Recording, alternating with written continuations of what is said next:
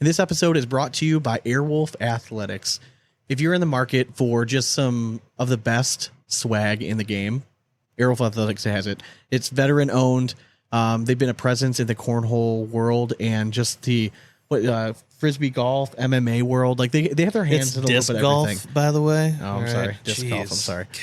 But if you're in the market for some of the best hats in the game, shirts, jerseys, you name it, I can't recommend a company more than Airwolf Athletics. All right. Nor can I. Brandon Thompson, the owner of Airwolf Athletics, has become a personal friend of ours. We're going down to Spencer McKenzie's tournament with him and going to have a gay old time.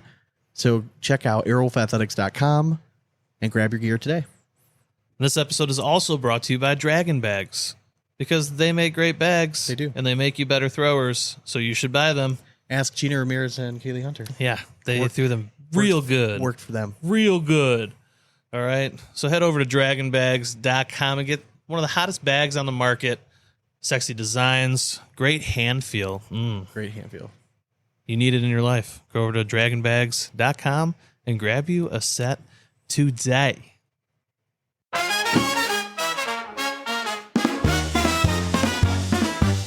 Toss the bags, hit the board.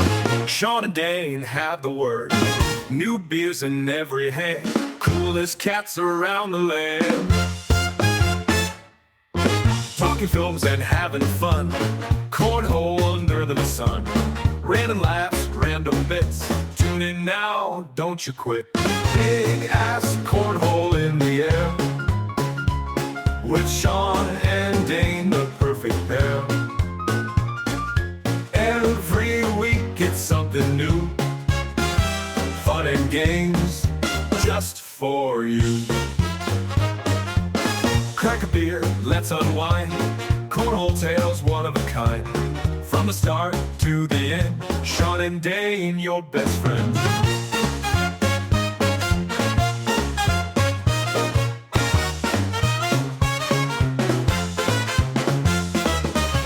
Pop the tops, let's get loud. Cornhole fans draw a crowd. Cinepiles unite tonight. Everything is feeling right. Big Asp Cornhole in the air. With Sean and Dane, the perfect pair. Every week it's something new. Fun and games just for you. All right, welcome back to yet another episode of the Big Asp Cornhole Podcast. Sean and Dane are back with you all again. What's going on, man? What's happening? I got to tell you a funny story real quick. Okay. So we had our Patreon happy hour yesterday. Yeah, we did. Never realized that the third mic was on over here. So I wonder if they are hearing us echoing like the whole time. Oh, really? Yeah. I like right when we were packing up last night, I'm like, oh God, this mic's been on this whole time and this was up. So like they definitely. Damn it, Tyler. Yeah. Just left on. I'm like, oh man. No one said anything. Backfired. Though. Yeah. It was just popped in my head. The Patreon happy hour, always good time. Always. Went over all the great topics. Yeah, good conversation, just great people having on. It was fun. I always love doing those. All right, so we have a few things to talk about this week. All right, ACL World Championships, all that stuff. But before we get into all of that, let's not break tradition. Dane, do what you do best every single week. Let the folks know what we're sipping tonight. A favorite segment called "What You Drinking." What you drinking? Bringing it around town with Southern Tier. Sipping on a 2X citrus right now, and then I follow it up with some kind of other delicious 2X something. Because they're all great. They are. Southern Tier, always making bangers, never miss. Yep. All right, well, Cornhole family, we have more audio gold planned for you all today. We're going to recap all the action from the 2024 ACL World Championships. We have curated the most dramatic readings of the week. We're going to discuss the recent rumors and policy changes that are coming up for the ACL. We have bags to review. Up today are 4 series of bags by Burly Bags. Oh. And then we're going to be joined by Mr. Kingseat Cornhole himself, Bryan Betancourt. But before we jump into all that, we're going to bring you what's going on in our cornhole lives in a segment we call In and Around the Hole. Are you too good for your home? Answer me! This is brought to you by Black Sheep Baggers. Are you looking to elevate your cornhole game to the next level? Well, look no further than Black Sheep Baggers, where quality meets innovation. Whether you're a casual fan or a seasoned pro, we have everything you need to dominate the boards. Why settle for ordinary when you can play the best? Join the Black Sheep Bagger family today and experience the thrill of cornhole like never before. Whether you're gearing up for backyard fun, tournaments, or tailgate parties, we've got you covered. Code Big Asp is going to save you some money. So go to blacksheepbackers.com and use, again, code Big Asp to save yourself some money. Sweet. Hell yeah. So what's new, man? Not a whole lot. Threw a little bit. Yeah. In between the rainy days, busted out the boards this weekend and As did I. and did throw. Just getting some reps in before Spencer's. I don't want to look like an idiot. Yeah, exactly. So, just trying to throw a little bit here and there just to keep it a little sharp, but nothing crazy. Like, I'm not trying to throw longer than like half hour, 45 minutes when I'm like just throwing against myself. Yeah. So my normal practice routine has been down recently just because we haven't had backs review. Yeah. For a minute. Mm-hmm. So I hadn't been practicing as much going forward, but again, like the last 2 times I've played, like I feel comfortable enough. Like again, I'm not trying to be pro. No. I want to go hold my own against like advanced level players. I just And want to feel like if I throw over an 8.5, dude, great. Oh, over the moon. static. Yeah. Like that's right where I'm at right now. Yeah. I'm happy with it. I watched a lot of the world's stuff this weekend. Yes. We caught up a bit last night as well. It was kind of nice that I was really slow at work on, especially on Friday. Yeah. So I got to watch a lot of the singles action on Friday, which is kind of nice. Can I tell you what I thoroughly enjoyed this year? What's that? Being home, able to watch the pro qualifier. Yeah. I loved the fact that I was here watching that tournament. Yeah, we do always tend to like be. We were not always here. traveling. Yeah, like we always, were never able to catch it. So if we weren't there, we were traveling home. yeah, or we'd be on vacation somewhere. exactly. Like, yeah, it was always something always was always something. up. So this year I was actually home, able to finally just sit down and see the emotions happen like in live time. Yeah, it's what a tournament, man! Like it's got to be. It's a lot. That's the hardest tournament in the country. And we'll get to the pro qualifier in a little bit. Yeah. It is. The whole week is just a lot of stuff going on, and it gets a little bit confusing on trying to follow along with it. It kind of sucks that the 2 days that I really had available to watch a lot of the stuff. Friday was slow at work, but like Saturday, I pretty much had all day. Yeah. Well, it was just the broadcast stuff, you know what I mean? So like, I no offense, like I wasn't going to sit around just like watching like the advanced like live stream stuff. Yeah. But I did catch a few of the matches of pro qualifier. We had it on in the background yesterday, so we got to see some of the bracket play for sure. Some of the teams that were finishing up. But yeah, overall, like the World Championships are always just such a massive event with so many events going on. And so just trying to keep track of everything was a little bit difficult. I played golf. Me too. Went out on Saturday afternoon with my daughter Nora and my dad. So the three of us went out. And I'm just playing. Listen, I know this is technically a cornhole podcast, but you're going to listen about this for a second. I'm finally playing really well. Like I find everything just clicked, and it clicked like the last time I went out, not Saturday, right? It was like the maybe 4 or 5 holes in. I finally felt like my iron swing was back. Like everything just clicked tempo wise, and I don't know. It wasn't even like I really adjusted all that much. I think I'm just used to the weight of the clubs now, and just getting through the ball better, and really just working on not picking it clean. You know what I mean? Like taking a good divot. So I did go through it probably doesn't look like it. But for me and how I'm taking it away, like it was a pretty decent swing change I did. Yeah. I feel like I'm hitting the ball so well right now, like just making good contact.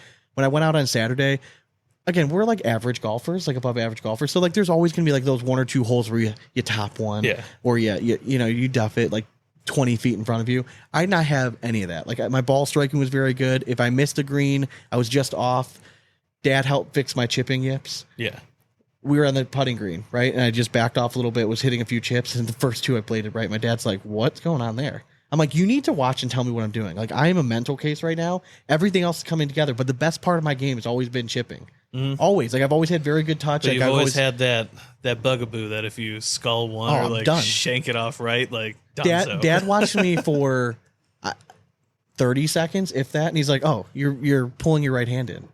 And I'm like, what? And he's like, leave your right hand out when you're swinging. So I tried it once and I did it. And he like looked, and he shrugged his shoulder, walked away. I'm like, are you serious? That's all I was doing. He's like, yeah, I saw that right away. He's like, your practice swings were good, but as soon as you went to go swing, you drop your right hand in. You bring it and in you're too opening quick, up and you're just like opening it up. I'm like, you hit the bounce too early, then it just hits like mid ball and that shoots saved off right. my entire round. I ended up shooting 2 over.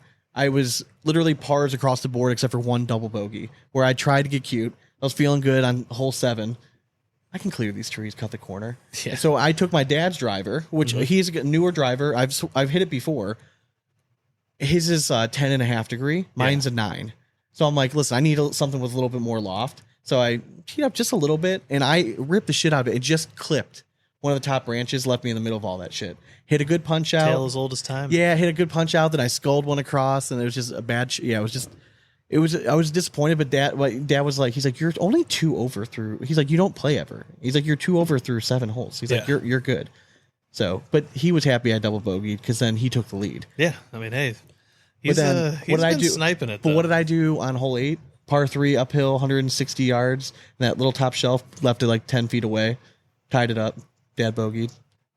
I saw Dad fist pump when I missed my bogey putt. Hey, I mean, he's cutthroat out there, man. I'm telling you. And I'm like, hey, put the fucking fist pump away, man. I thought we were just having a good time. He's like, when we play against each other, like, I mean, I always just see it as like, hey, we're just going out and getting around it. He sees it as like, oh, we're facing off. Oh.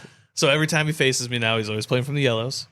Always. He's like, I'm going to take the advantage. I'm like, okay. Yeah, I will say he played back. He played back with you. I mean, honestly, I was telling him he was starting to stripe his drives. He's and I'm hitting, like, dude, you're driving much better. Yes. Like, everything's just compact and like. Correct. And he's like, yeah, 100%. Like, it looks better now. It doesn't seem like it's like soft. It wasn't all arms. He's finally like working the hips in. Like, he's an older guy, but he's in super good shape. Dude, so I was telling him, I'm like, he's got to be embarrassed. You don't work out every day to not like actually use the parts that you work out. Like, get down there and like swing the fucking club. Yeah. But yeah, so like I mean, again, it's just always funny to me because whenever I have a good hole, he's just like, good hole. Golf is fun when you're playing well. It's really fun when you're playing well. When you're not playing well, it can still be fun, but like honestly, it's not as much I'm starting fun. to get to the point now though, like even when I like hit a bad shot, yeah, it's like 10 seconds. But then, I don't know. Then I've learned to laugh at it because it's just like I've gotten consistent now that when I hit a bad one, I'm just like, jeez, like, God, old habits, like fucking stupid. Yeah. You know exactly that's my thing. I know exactly what I did to hit that shot bad. Yeah. Whereas before it would happen and I'd kind of be like, like, where did that come from? I have no idea what happened. But yeah, all in all, I like where I'm golfing too now. We got to get out for a round here very, very soon. I know. All right, so we had tons of action this past weekend. All right, like we said before, ACL World Championships. One of the things I wanted to start off with was we had the luxury for, was this the 3rd year or 4th year that we voted for the 4th year? So we got votes for the Stevie Awards again. So Stevie Awards, MVP, no shock at all, went to Jeremiah Ellis, well-deserved. Anytime you win 2 nationals in a year, you're setting yourself up very much for getting that MVP. So he wins MVP, and then the close one was Rookie of the Year. Yeah. So during the broadcast, Trey Ryder actually kind of told his votes, right? Somebody asked in the chat, like, who'd you vote for? And Trey's like, yeah, I'll let you know. I'll just like open bracket. So he also voted for Ryan Trader for Rookie of the Year. And his reasoning was just a little different. He's like, listen, it was my vote. I wanted to split the awards between the two because I thought they both had really good seasons. So I voted for Trader. Mine was a little bit different. We heard it last week, but Jeremiah Ellis ends up winning Rookie of the Year. Yeah. Breakout Player of the Year was, I'm assuming it was probably pretty close. Jacob Trzynski, who we both voted for, he ended up taking it down. I think well-deserved. Again, I attribute it back to the same thing as when Tony Smith won. We all knew Tony Smith's name, but as he firmly established himself as like a motherfucker in the pro division. And honestly, like you said it best last night, as you read the description of what that award was, it literally just screamed Jacob Trzynski this year. It did. So, I mean, yeah, happy you won it. And then comeback player of the year was Eric Davis. I was a little bit surprised only because I thought if you really looked at everything, I thought maybe Hissner would have deserved it a little bit more. I think I had Hissner first, Davis second. Yeah, we both did. Yeah. And the only reason was, if you look at it, Hissner last year went from 56th to 3rd. Mm-hmm. Eric Davis went from 57th to 4th. Yeah. Like, you know what I mean? Like, they're right there. I get it. Eric Davis is very popular in the community. I just thought Adam deserved it just as much as him. So Adam's our dude. I gave Adam the vote, but Eric Davis ends up taking it home. Yeah. What are you going to do? But Jeremiah Ellis kind of cleaned up. He also won Game of the Year. That he did? Against Matt Guy. Yeah, the epic comeback against Matt Guy. So, the award ceremony was short and sweet this year. They like really rifled through it. Well, Sean Latham was... Yeah, I was just thinking, didn't Jeremiah win one more award too? Yeah, I can't remember what the other one was. Team of the Year or something?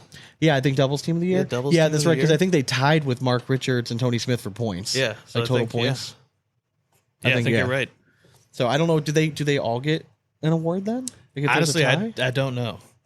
But you're right. He did get Team of the Year. Yeah, because that's not like one up for debate for us. We don't get to vote on that one. We do not. So Okay, interesting. All right, so let's break down this world championship stuff. Or do you want to do the bag reviews the first? chips. We can do that. Let's do this stuff. We're already on it. We're already on it, man. All right, so world championships. Let's start off with doubles. All right, so the doubles broadcast was first. You have Hissner and Birchfield win it overall by now. I'm sure if you're in the cornhole world, you've heard this. Hissner and Birchfield take it down. They take it down. Rawls and Kingsbury. The finals match was really good. It was back and forth. It's kind of everything that you want in it, like a championship match, or really you felt like either team could have won it. It came down to one or two missed shots, and it is what it is. But it was a great match. The semifinals, however, fucking sucked, and they were a huge letdown. They were blowout wins, and it wasn't a great look.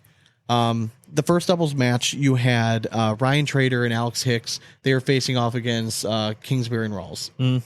So one of the things that I said going into the match was, how is Baby Goat going to do on the broadcast? Because by now there's no secret that he clearly gets a little nervous under the lights. And we all know how talented the kid is. But unfortunately, the yips continued. He was just giving up pretty much chunks of points, 5 to 7 points, almost seemingly every round. It was over in, I think the whole match lasted 9 or 10 rounds. Ryan Trader looked visibly frustrated. He did not have a great day in singles the day before. I thought maybe coming back he would bounce back, but it didn't seem like he was on his A game in that too. But if you find yourself having to press and you have that feeling where I have to score here because my partner is just struggling, it doesn't always lead to success. And I think that's what we saw. But again, as a young duo, still very impressive that you win your bracket in a world championship match. Oh, for sure. Alex Hicks is going to have his day. It wasn't today. It wasn't this weekend, but it is what it is. More reps on the broadcast is only going to help. I agree 1,000%. I mean, again, like you said, I'm just glad they made it there. Yeah. But then we have still waiting for Baby Goat, man. Then we had Steven Bernadette and Philip Lopez Jr. facing off against Hissner and Birchfield. Yeah. Bernadette struggled mightily, and Adam took full advantage of it. And Adam is that type of player on the board and just mentality wise that when he smells blood in the water and he sees his opponent, he just feeds off it, and it's just going to ramp up. And Steven just wasn't hitting his airmails, and that's a huge part of his game. And if he's not going to hit it, I know for a fact he would want that game back.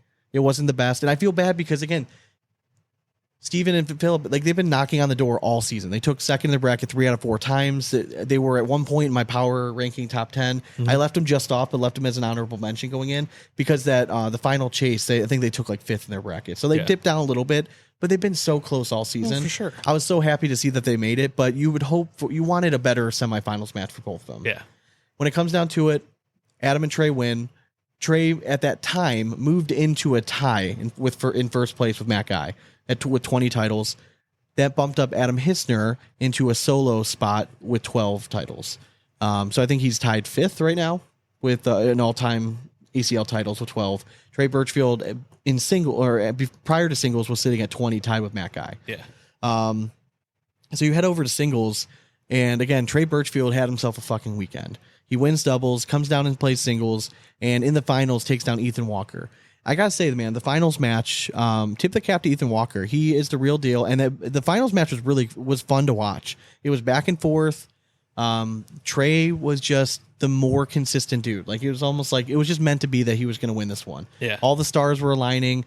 He just kind of got all the breaks and just played really, really well all weekend. And who knew that Trey Birchfield can roll a bag so well?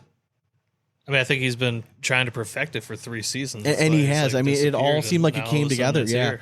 Yeah, and Trey I love Or Trey. maybe it just finally took the bag. Yeah, and I love roll it. I love Trey's style of play, man. He's trying to hole hunt. If any bag is short, it's not intentional, but it's always around the hole. Yeah. He was smart about not trying to go after certain bags. Yeah, but Ethan Walker is here to stay. I think that's again, he's now on that radar of it's only a matter of time before he wins one, I think. For sure. He showed that he can win his bracket in singles. He made it to the finals of the World Championships. And he's a young gun. He just seems like he's getting better every year. And he said it on our show. If the boards are tacky, he's the best in the league, and he showed it. Those Oh, boards were 100%. pretty tacky. Yeah, which was kind of cool to see because it's one thing that we always wanted to say, right? Yeah. Like the broadcast boards are typically very fast. That was not the case. Yeah. Like they weren't like the slowest boards in the world, but they were controllable, which is all we really want. You want that perfect happy It makes medium. for a better game. 100%. It let the players show all the shots that they have in their arsenal. 100%. When it turns down to like where it's basically throwing slick side down the whole time, it gets a little dull. You know what I mean? It takes a little bit out of it. But you have that match right there is everything that you want in a world championship match. It had all the shots, airmails, rolls, blocks, slide through.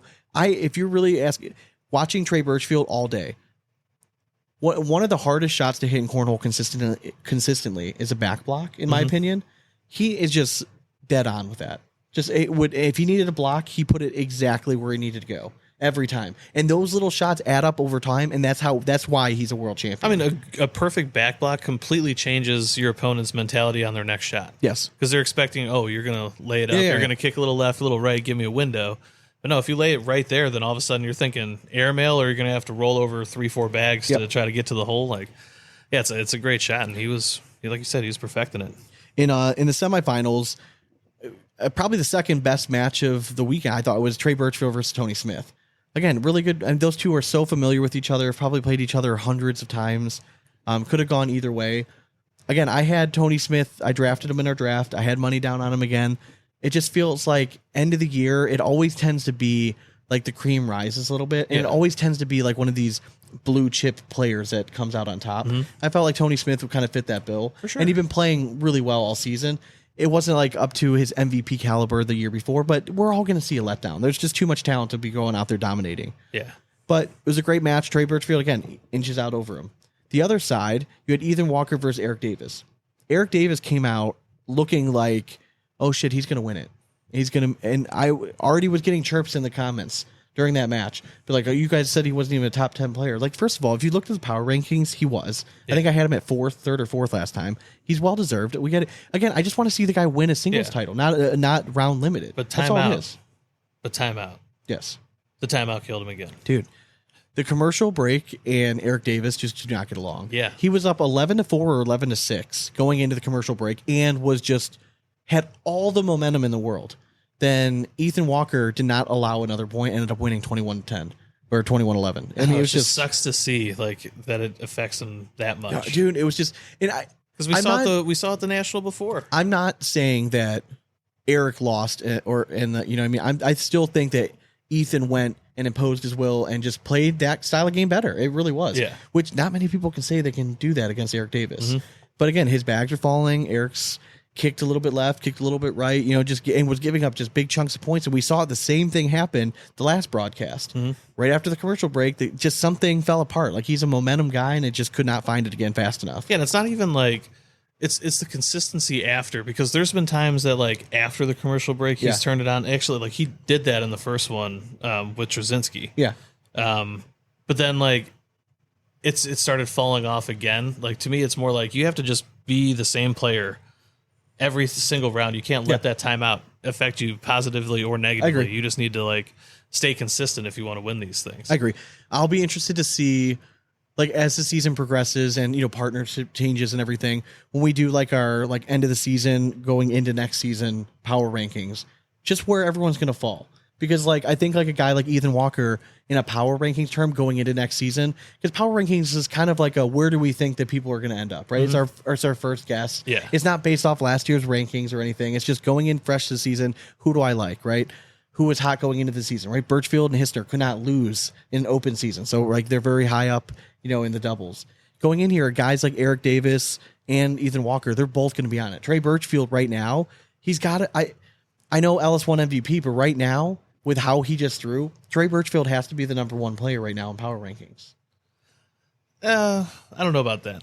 He beat everybody this weekend I don't in the beat World everyone. Championship. So if I were coming out with it right now, Trey Birchfield would be 1, Ellis would be 2.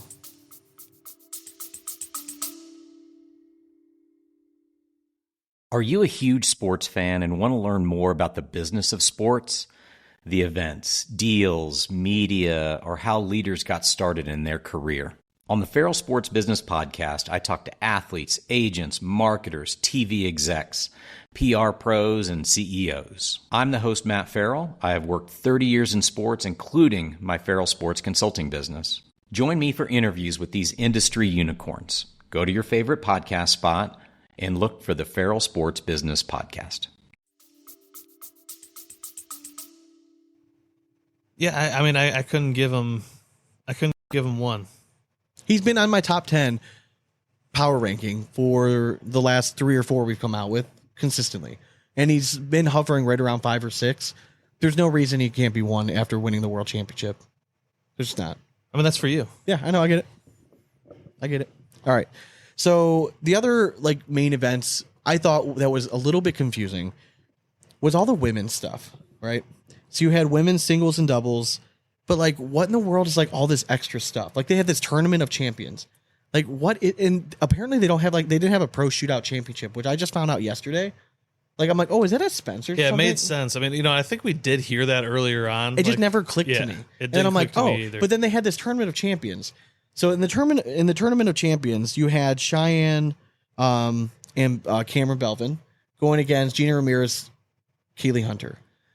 This match to me was this is an opportunity for Kaylee Hunter to prove and firmly establish herself in moving into that number 2 spot. Who's the second best female, right? Or is she the top dog right now, right? They take it down. Gina Ramirez, Kaylee Hunter, they played really well. Kaylee Hunter was on another level. She was on a mission. I mean, she did not miss many shots. Gina had her great rounds and her average rounds. She's going against somebody like Cameron Belvin, who is just steady Eddie down the middle.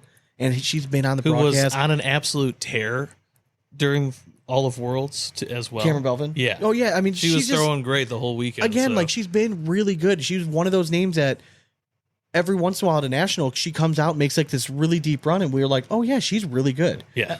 We just forget about it. The consistency factor just hasn't been there across the board for me to put her in that one of those spot. that can always just pop off 100%. at any given moment. She could easily be the 2 or 3 ranked in women's division. 100% without a doubt. But Kaylee Hunter to me earned that spot after that.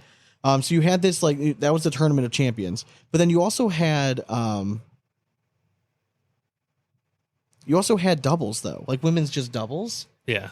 It was just very confusing. So you had Cheyenne and Belvin won women's doubles.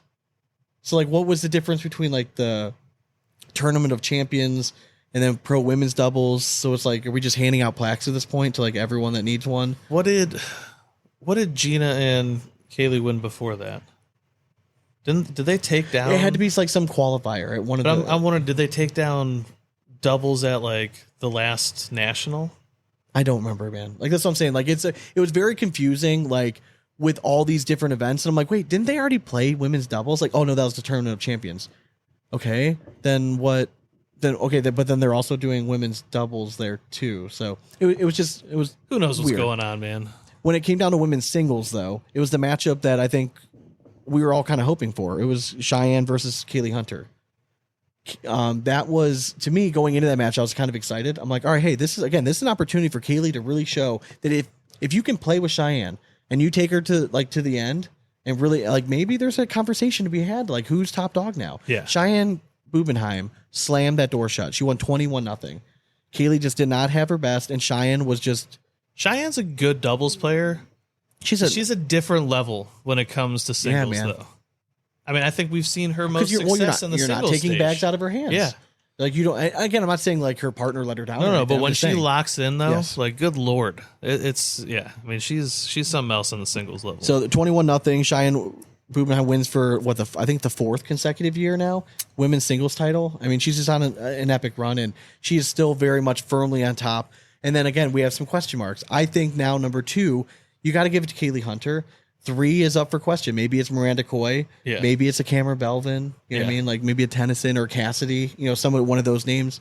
But at least it seems like we have her 1-2. Now, can Kaylee Hunter follow this up next year and keep improving? I think she can. I think that she's locked and loaded. It seems like she's in a very good place. And again, watching her at points with when she was playing in the Tournament of Champions, she looked like she was the best player on the boards that night. Mm-hmm. She was, and that's the reason that they won ultimately. Yeah, I mean, but she's just locked in right now. Yep. It's a long off season though.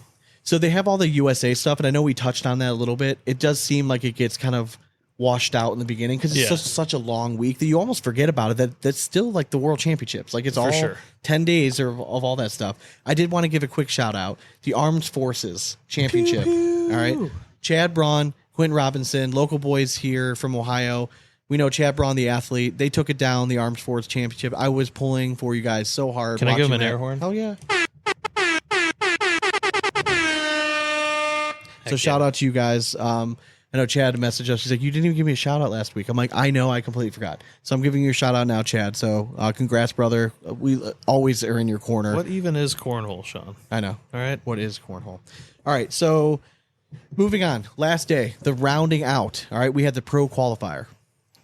The gauntlet. The gauntlet. The epic event that is the pro qualifier. Now, this year there was 425 participants. All right. So total registered players. Last year there was just over 800. Yeah. All right. Because you had 640 individual participants sign up. Then plus you had like, I think 180-ish pros and like 32 like PDC or elite players that were in there. So I think it was just over 800. They split it in between two brackets. This year it was just one giant rounders thing. And the if you went 8-0, you automatically qualify. 7-1. 7-1 automatically qualify. If you're 6-2, those 32 players were then placed into a bracket. And of those 32, I think it was 16 of them ended up advancing. You had to get 2 wins. Well, it depends. If you were one of the top seeds, you only needed 1 win. Okay. All right. You had to make it to like the quarterfinals of that bracket. Some people had to win 1 win. Some people had to get 2 wins. But essentially, it came down to it. So it was cool just looking through. There were a lot of pro participants in the event. Key players that I saw that requalified, especially through the bracket, probably the biggest name was probably Duncan Clemmer. Yeah. Duncan Clemmer requalified, squeaked it out. Like I think he won like 22-19. Like, and he was like, 1 bag away from, not qualifying again. And we're going to get into all the qualification rumors. So be patient when Brian comes out. I promise you we're going to talk all that stuff. Yes. But yeah, so shout out to some of the newest members that I saw just scrolling through. Obviously, a lot of brand new names that we're going to familiarize ourselves with. Yeah. One of my goals is to go back when I have time this next weekend. I'm going to go back and watch a lot of the pre-qualifier stuff or the pro qualifier stuff. I highly recommend it. Yeah, I want to go back and pick a name. Like, hey, did he win that match? All right, let's go watch him play. What kind of game does he have? Just familiarize myself. One of my favorite things about it, though, how many obscure throws you see in the pro 100%. qualifier. Well, that's the best part about this game. Yeah. It's awesome. And again, not to go back to golf, but like that's what I love about golf too. It doesn't matter what it looks like. As long as you know where the ball's going. As long as it works. It doesn't matter what you look like when you're throwing a bag. As long as you know what the bag is going to do when it hits the board or have a pretty good idea, you can be really good at this game. For sure. And you saw a slow side, you saw a slick side, you saw roll, you saw airmail, you saw a little bit of everything, which is very cool. And it wasn't just like one set of style of player that was making it through. For sure. One of the biggest names I think that is surprising that I saw that went in there. He qualified through the bracket was, if you're not familiar, he's an ACO kind of like legend. He's one of the better players in the ACO. His name's Gary Bearpaw. Yeah, I was shocked to see him there as well. Yeah, man. So like this goes to, and I've been getting a lot of flack for my rant last week, right? I went a little hard in the paint. It was a rough day. This to me just... Today was rougher. This just validates everything I said last week to me. That the ACO is not going anywhere. It's going to serve a purpose, and it's going to serve a purpose for those that that don't want to do like the grind that is the ACL pro game. For sure. If it's too much and you want to play, but you still want to get your competitive fix, by all means, go the ACO route. Yeah. But when their top players are trying to come over to the ACL, what is that telling you? Like Gary Bearpaw was doing just fine in the ACO standings. I'm sure he was doing just fine in whatever payouts they do. So why would somebody like that try to come over to the ACL if everything is so sunshine and rainbows in the other league? I mean, I think he's probably thinking there's more money. Something. It's just interesting. Some of the other names. So that's one of the biggest takeaways I saw when him qualify. Yeah, your argument's out the window. Like, why would a guy like that go and try to go to the ACL if ACO is so great? Yeah, I mean, I was shocked again when I saw his name in the bracket. I'm like, Gary Bearpaw? What? We had Chase Lester.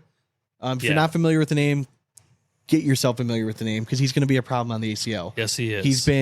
Is he like the most improved TCL guy since from we started. when we first saw him, 100%. I'm not saying he was bad when we first went over, but he's now turned into become a great player, a certified like assassin on the boards. Yeah. Like he's put it all together.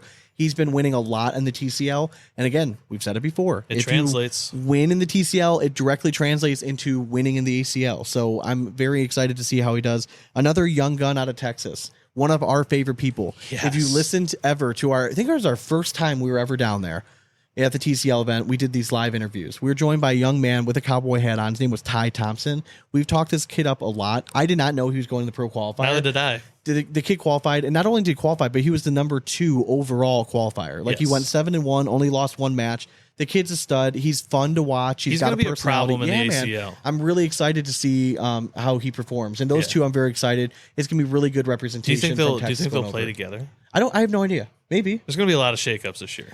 We're going to get into that later. Yeah, I already for sure. know. I don't want to elaborate. One of the other names I needed to shout out. He's been grinding for his pro card for like the last 2 seasons. Has come up short a few times, but I want to give a shout out to Kyle Petering. Petering. Oh yeah, man. Let's He's go, brother. Been a guest on the show I think twice now. Yeah. He's just one of the good guys from Ohio, PA area.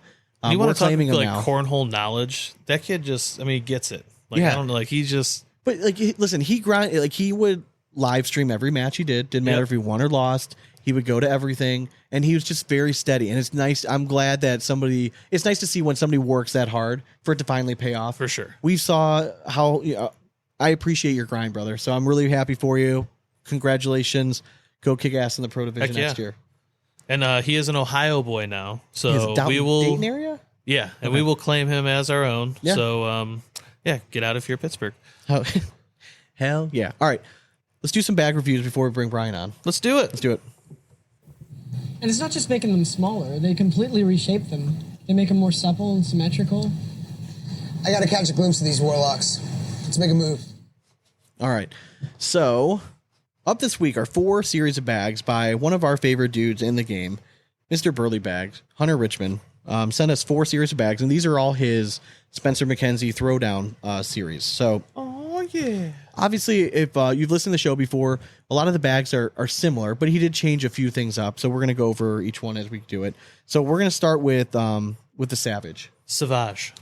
So the Savage is essentially same materials as I'm trying to think what's a good comparison, like a not a friction Surefire. Surefire? Yeah. Okay. But Lucky Bag Surefire. So same slow side, same slick side that's used. His fill is what I like. All right. He is It's kind not of classic with it. Yeah, so he is not a small, tiny bead. He's not all flat disc. It's a nice blended fill. If you're somebody that likes a slightly fuller bag, you want a little bit more meat in your hand, this is very much going to be in your wheelhouse. So and if you're in the market for throwdown bags, a lot of people aren't selling them anymore. Burly Bags is. Yeah. Go get, I'm telling get you, 'em. you will be very pleased. And Hunter is you're going to be supporting one of the best dudes in the game. And also, they're all sweet designs too. So They are. that Right. helps as well. So again, slow side, we're gonna call this material, like, depending on weather conditions, it can play anywhere from a 3 to like a 6. We're gonna call it a 5 just for sake of this. Slick side is gonna be like 8.5, 9. Yeah. Again, just overall template. Just from reviewing his bags early on to now, we already know he makes the best mini bags in the game, but he's kind of perfected like this top high seam. yes, Everyone's getting so good at this. they really are. Like, it's becoming, no pun intended, or maybe it is, seamless. Yeah, just really good. It's a larger template bag, slightly rounded corners, really high seam. If you throw seam in your palm, you can't even tell. No, I mean it's that close up. And I'm a palm or seam in the palm thrower. Blended fill, like I said, slightly fuller feel. Overall, this is very much in my wheelhouse. What I like to throw, like this kind of Hell yeah. style of bag. Yeah, it just overall is really good. And I think he might have some of my favorite designs in the game. Like, he's just very creative. They always slap. So this design here is very much a Cali vibe, beach, 2 guys standing on the beach holding cornhole boards, looking out of the ocean with a big moon in the background. It's just Some sweet iconic. graffiti. Yeah, it's just like an blended in the iconic. background. It's got a great Cali vibe. Like, it's exactly what you're looking for. Yeah, just overall, man. Like, I can't say enough good things about his stuff. Yeah. And they break in so fast. Like, we have not. If you're watching this on video, right? We have not done anything to these, and you can already see like how broken in they are. They come Ooh. just they almost do. completely broken in. So, yeah, I threw these not last week, the week before. Yeah. Took notes on them. That's what you're seeing today. Threw these really well. Design score for this? What are you going with? Oh, I mean, 100's not a high enough score. Yeah, dude, I really like these. So, I mean, songs, I'm man. going to go 120 on that one. Okay, so this one I'm going to go, just because some of the other ones I'm really, like, even more Yeah. of a fan of. So this one I'm going to go with a flat 100. Hundo. Hold it up for the people. Let them see it. They're watching on video. Yeah. She pretty. Throwdown. Yeah, it's just a sweet design, man. All right, so performance-wise? Performance for me, yeah, dude, it's kind of classic. It's a bag that not many people are throwing. No, it's weird any because, like, longer, but it's everyone was still a throwing this great material bag. for Yeah. a while. So, I mean, for me, like, yeah, it's like reminiscent of just a year ago. It's Like, not weird, right? But yeah, I thoroughly enjoyed it. Give me an 80. Give me an 84 on that one. I mean, it's my highest rated bag or one of my highest rated bags of all time is this very similar fabric, Yeah. different slick side, but same slow side. When the boards are the right conditions, I love this material. Mm-hmm. When it gets a little bit slow and tacky, I'm not a huge fan of it. But yeah, overall, I threw it really well. I'm going to go 83. Butte. Next up, You got it. we have Savage HY. All right, so I kind of like what he's done, right? Yes. So what he's done is if you're getting a Savage and you just want the standard Savage, you know it's going to come with like that slower embry is what they call it, that surefire type material. Now, if you're going with the Savage, is it HD? I think it's HD. It might be HD. Or- I don't know. Or yeah. No, isn't that HY? Or HY? No, you're right. Yeah, HY. HY. So that means it's going to be a hybrid blend, right? Bingo! So basically, you're going to get the slick side of the Savage bag. Yep. With a hybrid carpet, which kind of makes it nice when you're going to order it. Like, oh, what basically do you want, the standard or do you want the hybrid version? Hybrid, please. So again, it was refreshing to throw the Savage because it's something a little bit different than what I've been throwing a lot of recently. But then he put this bag in my hand, and then I'm Yeah, like, well, I'm like, okay, great. yeah. Another fantastic hybrid. bag. If we were not sponsored by Draggin Bags, Yeah. and who also has Throwdown bags, we would probably be throwing Be throwing these there. for sure. I agree. So you have the same slick side. So we'll call it like an 8.5, 9 on the slick side. Yeah. You have the same, one of the two standard hybrid carpets that we're seeing on there. The one that's probably the most popular. Again, we're going to call it like a 5.5, maybe a 6, depending on the board conditions. But again, it's a slightly fuller fill. It's that blended fill. So if you're looking for someone and you like a little bit of tactile feedback, you don't want everything like blending together.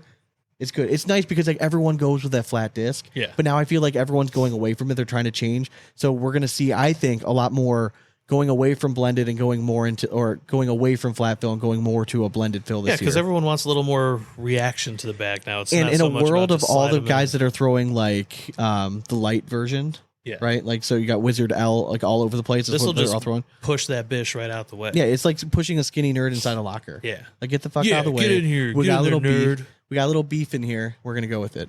Same great things to say about the template. Slightly bigger, nice closing seam, perfectly rounded edges. It's gonna play very big on the board. We know that what we all know by now. This hybrid carpet, the reason it's so popular is because it's so fucking hole forgiving. for sure. And you want this, but you don't want like this tiny little baby template. You want something that's gonna cheat practically. Grab the goddamn corner if you shank a bag and still fall in. And still melt on in. That's what this bag can do for you. So design score, I like this one. It's not. I don't think it's my favorite. I mean, But- I'm always down with like a badass looking great white shark. It's not my favorite of these four, but it Just still give the deserves. It viewers still one more- deserves. one more view. Oh, dude, it's sweet, It is sweet. and it's the artwork Yeah. and it's the printing that I appreciate. Overall, Crispy. it's a little bit busy. I think it is hard to see that it's an HY on that one. Hey, a little you bit. you gotta fit it all on one side of the bag. You Sean. do. You do. There's no printing on the other side. But overall, very solid. Design score, I'm going to go with a 101 for this one. Yeah, I'm gonna go 103 with this one. Performance wise, Performance for me, I mean, you said it. It's a banger. I'm going 89. yeah, I was 88 is where I was Yeah, going. and it's a good one. Hell yeah. All right. So the next one we got is the Supremacy, which has been around for a while, right? Yeah. So we've reviewed this bag, so I don't want to spend too much time on it. But the design Yes, is fucking sick. yes, it is. An homage to Top Gun a little bit. It's a navy blue bag. Got the little fighter jet up top there. It's just a classic looking bag. This is so fucking clean. Yeah. I love it. Love it. So if you're not familiar with the Supremacy, think Pro Sniper. All right. So you have that reverse, what we used to call Widow material. On the slow side, you have Viper Slick material. So we're going to go with this stuff like wax is like still there on it and everything too. Oh, yeah. Like OG way. Like you don't have people breaking that stuff in for you. And when it breaks down, it fuzzes up a little bit, but it plays pretty consistent. Yeah. We're going to say it plays like we're going to call this like a 6 and a 9. But overall, yeah, this used to be like my go-to. These were like, I would basically only throw these two sides for a long time. Yep. And then I started to learn a flat bag. So I'm like, oh, I can throw something a little bit slower now. But these are tried and true, these two materials, for a reason. They're still very popular today. You see people still throwing Pro Snipers and the variations all over the place. So really like this one. Yeah. Design score. I mean, that design alone, people should be going and buying this thing. This one it is freaking gorgeous. This one I'm going to give a 120. Like, I really like this. So design. I'm like, for America, there's no score high enough. Yeah. That's so true. infinite. It's only getting better with time. Infinite. I like it.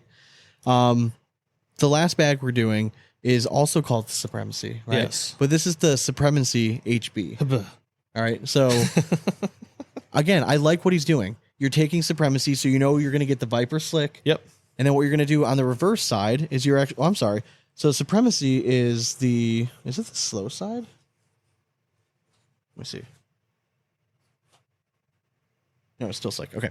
The slow side is going to be herringbone. Yeah. If you're a fan of the show, you know my disdain for this material. It's just not my favorite. I feel like it takes a while to kind of break in, get soft. It's just not in my wheelhouse. To me, though, I do like it better with that Viper Slick side than I do with some of the other slick sides Correct. on them. I do have to say, I also like herringbone when it's newer. Yeah. Because it's technically kind of a go-go bag. So this bag, new. I threw really well. And it's got the white herringbone carpet, which is just so nice. Yeah. It really are. It is just such a nice bag. And again, the closing seam on this is excellent. This one feels a little bit different fill-wise, but I can't tell if it's just because the herringbone is there. And we're a little out of practice. No, it is still the same. No, it's still the same. Okay. Yeah, I think it's just a herringbone with a backer. It clearly has a backer. We know this material herringbone is like... Yeah, you could push through it and stuff, so... Falls Especially apart. with this type of fill in it, too. Like, it's not, like, smooth. But if you're a herringbone guy, you're looking for like, hey, I'm going to the Throwdown. I need new bags. I'm telling you, you're not gonna be displeased. Okay. No, I mean, he makes Burly Bags, brilliant bags. Supremacy HB or HB, or you could go with the hybrid version of the Savage. I mean, there's all four of these bags are really nice. Heck yeah. This design, however, I do love that design too, man. I think I saved the best for last for me. For you, I love the Top Gun one. Don't get me wrong. This one I'm gonna go 121. I love it. Like I think it's a old school Cali vibe. It's got this orange, yellow, blue wave crashing out with some yellow in the back. It just freaking pops. Yeah, and I love the orange too, so I'm going to go 121 as well. Performance-wise, where are you going? For me, 82. Okay, I'm going to go a little bit lower. Again, not a knock on his bag. It's more of a knock on my throw skill. Yeah. I'm going to go with a 78. Fair enough. Overall. Okay, so we're going to pause here just for a minute. We're going to bring Bryan on, and then we're going to be doing dramatic readings. We're going to touch on all the rumors that have been going out. Bryan's very much in the know. He's got a lot of friends in the pro field. He's got a podcast himself. It's called the Kingseat Podcast, so make sure you check that out as well. But he's just one of our favorite guys in the community we have, and I know a lot of people were expecting us to like have on like the world champion stuff. Let them take a breather, right? Yes. We have all summer. It's in a long off season. I promise you we're going to get to a whole bunch of different pros. But this week I wanted to bring somebody else on that just to get somebody else's opinion on what's going on in the future of the ACL. Yeah, there's a lot more that happened this weekend than just the Worlds. Correct. And we're going to touch on all that. So there's big news. So we'll touch on all that in a second. So just hang on and we'll be back with Bryan in just a minute. All right, guys, welcome back to the Big Asp Cornhole Podcast. We are now joined by Mr. Kingseat Podcast himself, Mr. Bryan Betancourt. What's going on, man? What's happening, man? Nothing, just like you guys. It's like the world is over with.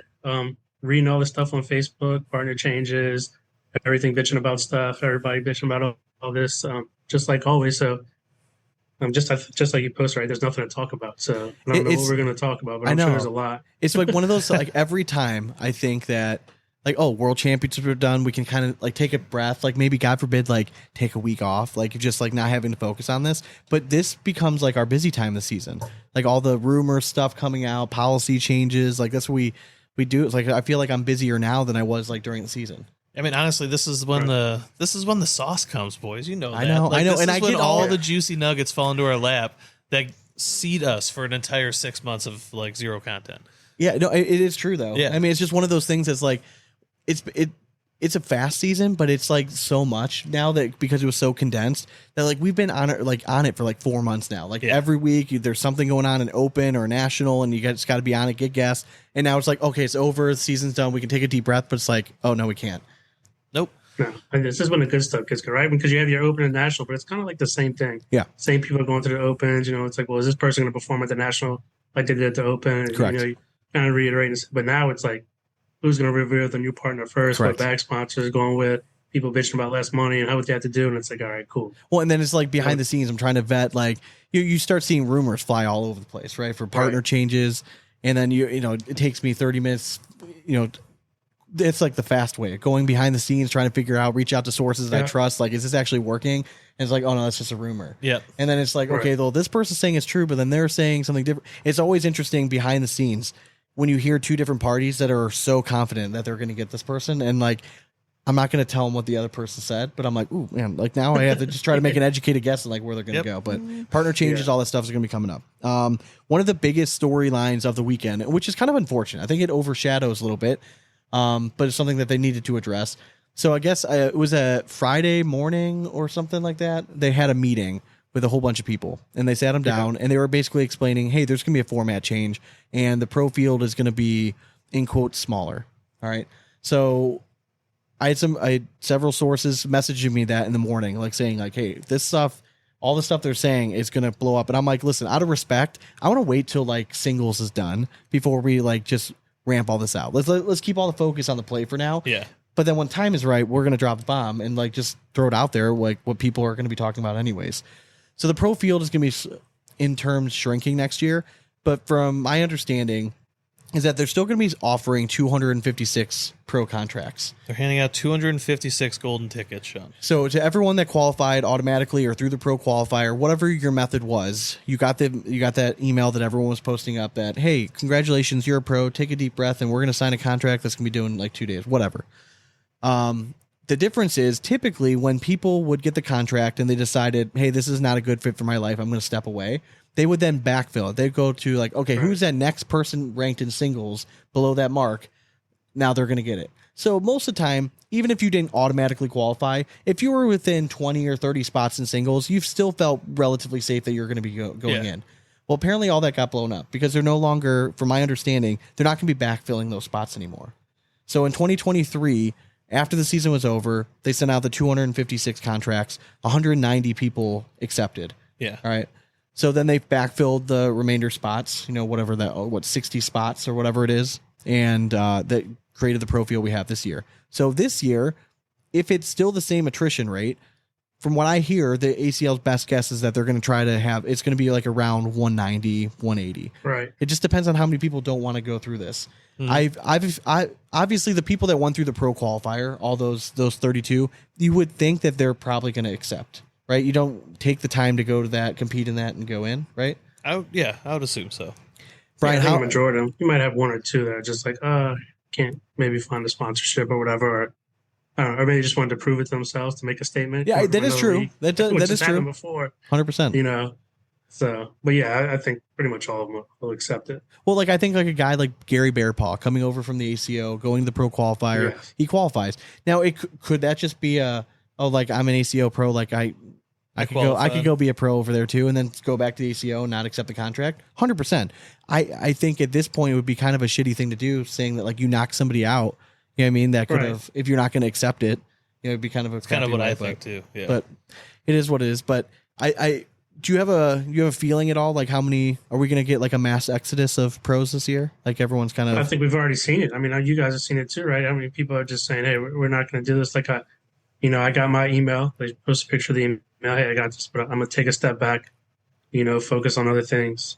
I think it's going to be big. I mean, just because, and I'm sure we'll get into it more, but like the money and the amount of money it costs too to travel, to compete and to even get these points is just not ridiculous, but it's getting more and more expensive. So nothing's cheap right now. It's bananas, dude. Right. Yeah, it's a lot. There's a reason like we only go to so many nationals. Yeah. So unless you're making great money or you're one of the top few pros, you know what I mean? It's hard to afford it.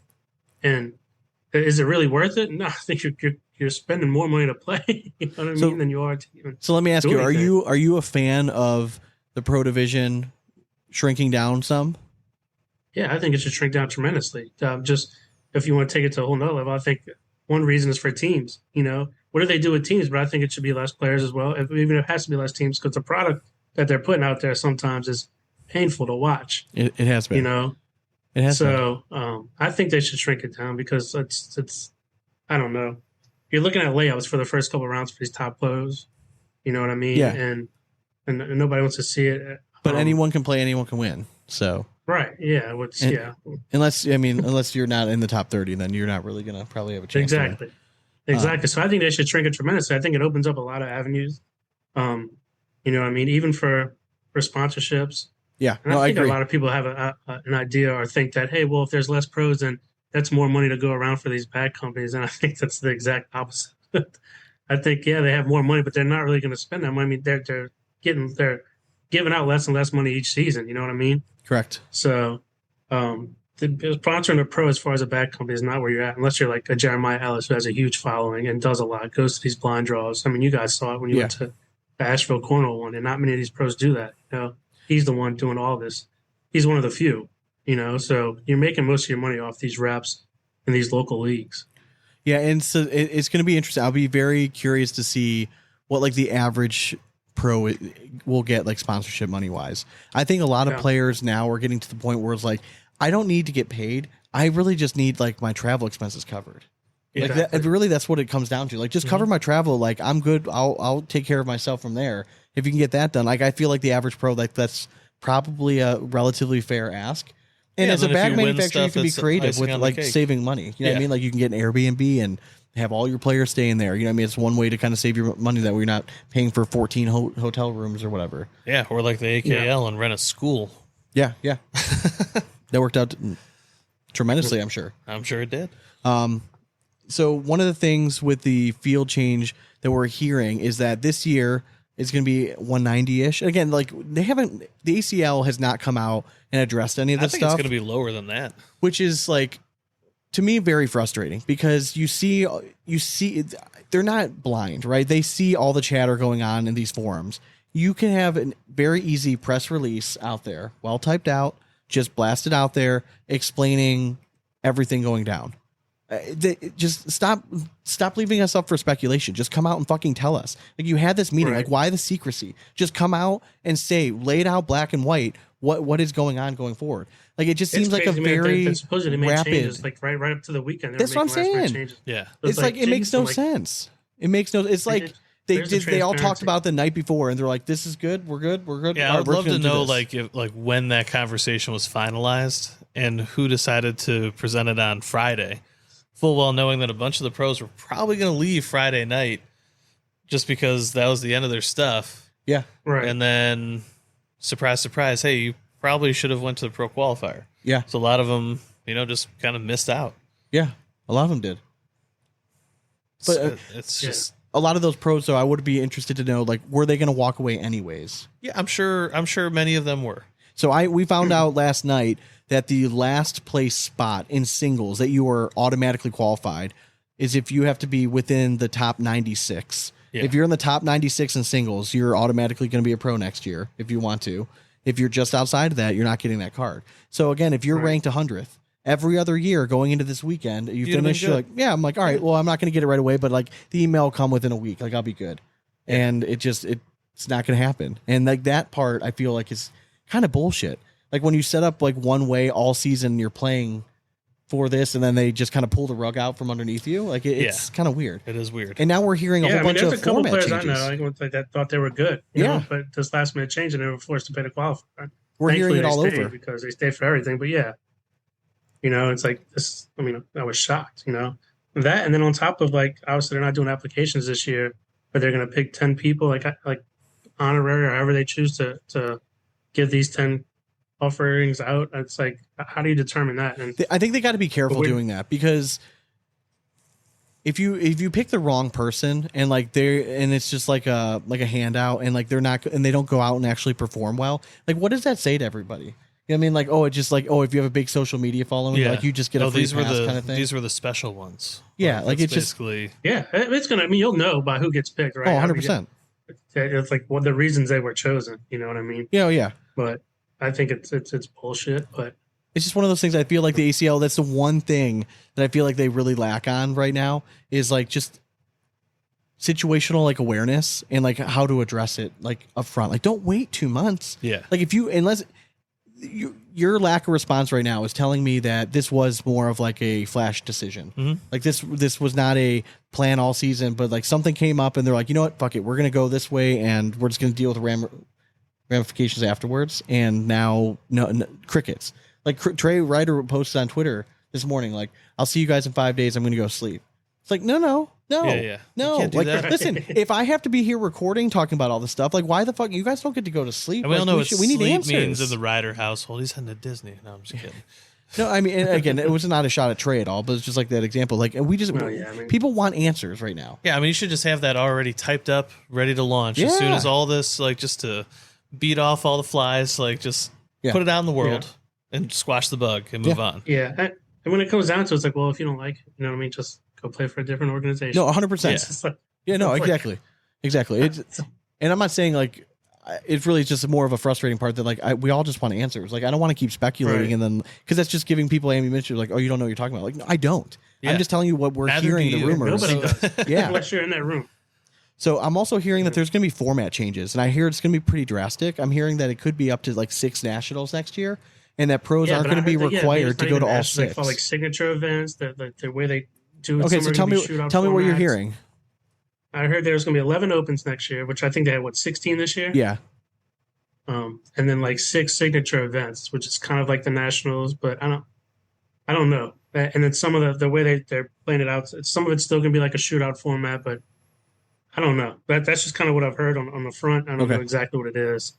Heard that it'll be a lot of it'll weigh up to going into Worlds, right? Where not every pro is playing at Worlds because they want to do more. Yeah. With different stuff. So it's going to be pretty drastic. I don't know what. I mean, exactly what. I don't think it would be the worst move in the world to have like 6 and being like, hey, your top 4 are going to count. It's like, you don't have to go to all 6 if you don't want to. Like, you know what I mean? Yeah. You should probably go to 4, but like, again, you don't have to. But it would probably be best if you did that and then just cap it off with the World Championships. I mean, I can kind of get down with that. It's going to make our job a lot harder, though. Or more content. I mean, it worked out for you guys this season, right? When they had it separate, you finish off that national 2 weeks later, so it gives you something to talk about. 100%. So that's supposedly changing too, right? That's all going to be done in the same weekend, which I think is great. Well, they almost got away with it. They almost got away with it this season, where everyone, like, it all worked out and everyone was making it, except for like the very last one, Final Chase. Yep. You know, you kind of feel bad for was it Vincent, right? Vincent and Austin Cameron. Yeah, you feel bad for him, but you know they almost got away with it doing this year. But I think they saw that you can't do it. Sean, let's not forget that. Oh, it did. It pretty much did. Like, half the guys didn't even show up. They had to pull Bernie Kosar. From who ended up coming in on a white horse, right? Hell yeah, and riding it to victory. The white horse was Adam Hissner. Oh, yeah. So format changes in general, if they're going to the 6, I'm also hearing that there's going to be some sort of separation with the junior players, right? Yeah. I think it's, if I had to guess or speculate what's going to happen, I think it's going to be some sort of like a mini tour. And I'm hearing that they might have one for juniors, senior players, and then possibly the women's division as well. Now, I don't know if that means like it's completely separate or if like they're going to take like the top, you know, junior players and then they're going to qualify for like the finals at World Championships. I don't know how all that's going to work, but it does seem like there's going to be some sort of separation. And I'm assuming that's going to happen when they come down to like the 2026, when it's rumored to have like down to 100 pros. I'm assuming that's kind of what we're going to see. Okay. Like there'll be 100. So somebody posted on one of the, like the, I think it was on the McCracken post, right? And they actually made a really good point. And I think I never thought of it this way, but it actually makes sense if they kind of go the golf route in terms of pros. So in golf, you have so many like legit pros, right, that are automatically qualified for all the big tournaments you're going. But then they also have like these smaller like Q schools and smaller tournaments where if you qualify for that, you get into like these bigger tournaments. Yeah. But we still have like the core group of pro players. Those other guys, like we all have like the your course pro, right? Your country club pro. Like they're your Jason considered Shumneys. they're considered pros, but they're not like legit PGA Tour like professionals. So I think that's what we're going to see. I think that this year, it would not surprise me with 190, right? Obviously, that doesn't work out real well for like bracket play. So I'm assuming that's going to be the big push, is showing that like, hey, this elite program is worth it, right? So now, no, we're not going to be bringing in $252,000 payments, right? Or maybe it's going to be $190,000. But then the elite program we're hoping is going to build because there's going to be more opportunities for people to then earn their way in. Yeah, which I think is smart. Yeah. I mean, we already saw that like the FedEx. What is the FedEx standings, right? Where you FedEx Cup. Yep. Correct. Yeah, the FedEx Cup, so you get to qualify for the tournament. Yeah, and I think it's great. I mean, if they're changing the whole format, maybe it'll work better for juniors. It definitely, but I think if you're doing it that way, that I really think, and talking to some other people, like you need it, and it would suck, but just to get rid of juniors completely in the pro division. You know what I mean? Yeah, it's just it's again, it's but tough to if you want to grow those and you want to pros. keep growing, and your big thing is betting, one of these juniors wins, then it's like they don't the sports book doesn't make any money. That's a big fucking deal, right? No, it is a big. Yeah. It is a like, huge deal. It is a huge deal, and I don't know. It's just one of those things where if they're It's also tough. trying to grow the high school and the college level, like if you have all these kids like automatically thinking, oh, I'm going to jump over that and I want to go pro. Yeah. Like you are taking away from a big part of the game. That Trey Ryder is no longer part of like the ACL like marketing team. Like he's taking over like all that like college stuff. So high school and college. I feel like this is a direct result of like, hey, we need to put our focus on growing the game from the grassroots, right? Yeah. Like if you've been involved in sports, we all started in youth sports at a young point. It all just grows up from there. Those are basically your feeder programs all the way up. Well, and you're also like this format that we're talking about here too. You're building it up to kind of make it easy for like a high school to have something to go have their whole team attend. Like have these select events. Like again, you could have done it at an open, but like if you're able to like find a way to qualify and like make a big deal about it, more people are apt to go do it. So I mean, I think it's a different format, but I mean, I like the direction it's going. Yeah. I think the college game has potential to grow, but we just you have to get more schools. Like, for involved. sure. I mean, it's going to take a while for college to become a thing, but I think you'll see it more frequently once it becomes a thing. Because right now it's just not. Yeah. Like, yeah, sure, we have Winthrop, but like I haven't heard of many others. Like, there's just a select few right now. There's Adrian College, I think, in Michigan that also does it. Yeah, I think those are like the two big ones. I think. So then, like, you got to get it throughout more schools. I mean, I would attack like D3s right off the rip. Yeah, but you got to watch out for you got sponsorships though. Yeah, go for D3s. Yeah, maybe. I don't know.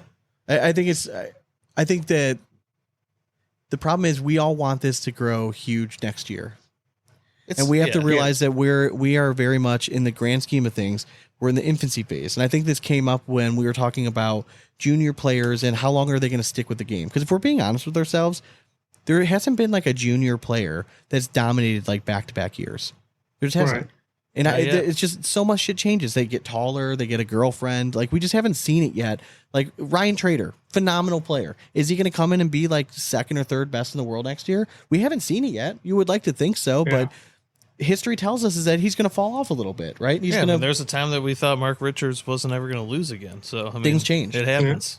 So it would. Hey, you talk about Alex Hicks, the baby goat. He hasn't really done much. Yeah. I mean, Ian Cripps got a shootout win this year. Yeah, which is great. But it's like. But how long did it take? How long did it take Ian to like finally get there? You know, I mean, he's been like grinding for exactly. He's been grinding for quite a while. And the same thing with Baby Goat. You know, I mean, wins opens, but when it comes to nationals and I mean, I don't know. We talked about it a little bit. It was tough to watch him on the finals, man. Like I felt so bad for him. You could just tell. You know, what I mean, like it was a rough. You know, I think everyone in the cornhole community was kind of pulling for him a little bit. You know, because we all I just wanted to see a good match. If they lose, you can take that. But the fact that it just wasn't him. Like, you know what I mean? Like, because you want to see him demonstrate the shots. 100%. You know, I mean, just be an incredible match, you know. 100%. It was. I don't know. There's so many changes coming up, and it's one of those awkward times that, like, this is just speculation time. We're all just guessing. And we could be completely wrong on a lot of it. Mm-hmm. But I do think that we're going to see a sizable decrease in the pro field this year. And I think that hopefully the ACL Elite program, they're still going to get enough participation. We did see a sizable dip in the number of registration for the pro qualifier. It went from like 800 total players to like 425. I would like to think, I know a lot of people that are on the negative side of things are going to look at that like that's a direct result of cornhole just not being as popular. I would argue that there was probably 400 players that went to the qualifier last year that realized like, oh, if I throw a 6 PPR, I'm just wasting a lot of money. Why am I doing this? Yeah. And I think that played advanced singles the day before, like literally got their ass. Correct. There's no point. Yeah. There's no point in even trying for it. But now I think that if you get it all together, you know what I mean? Like now you still have 425 people in a tournament. Like that still shows that there's that many people that are interested in 32 spots. Yeah. So the interest is still there. Yes, it was a smaller number. Now next year, the pro qualifier, if they have one and there's only like 100, then okay. Like that's when we start getting a little worried. Like, is this redeemable? Or for guys like us, like, damn, maybe we got a chance, you know? That's what, hell yeah. When you talk about content, one of us finally made it. Oh my God. Yeah. I don't know if they would allow it. They might not even send the email. Yeah, they'd be like, no. That got lost. Never happened. Yeah, he didn't sign his contract. Yeah. Dwayne won, not Dane. Yeah. But it's just, I don't know. I don't think it's going anywhere. I don't think.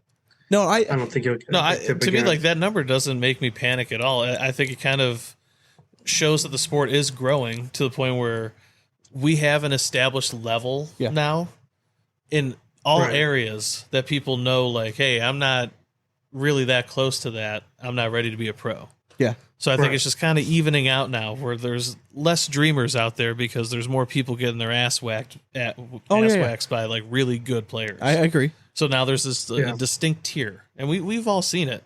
I mean, there's pros, and then there's good players, and then there's us. Yeah. So like, I mean, us two. You're, way better. You're better. I don't know about that. I don't know. It's just, I feel like the overall popularity of the game is not necessarily gone down that much. I feel like it's just all spread out. Yeah, for sure. Especially regionally.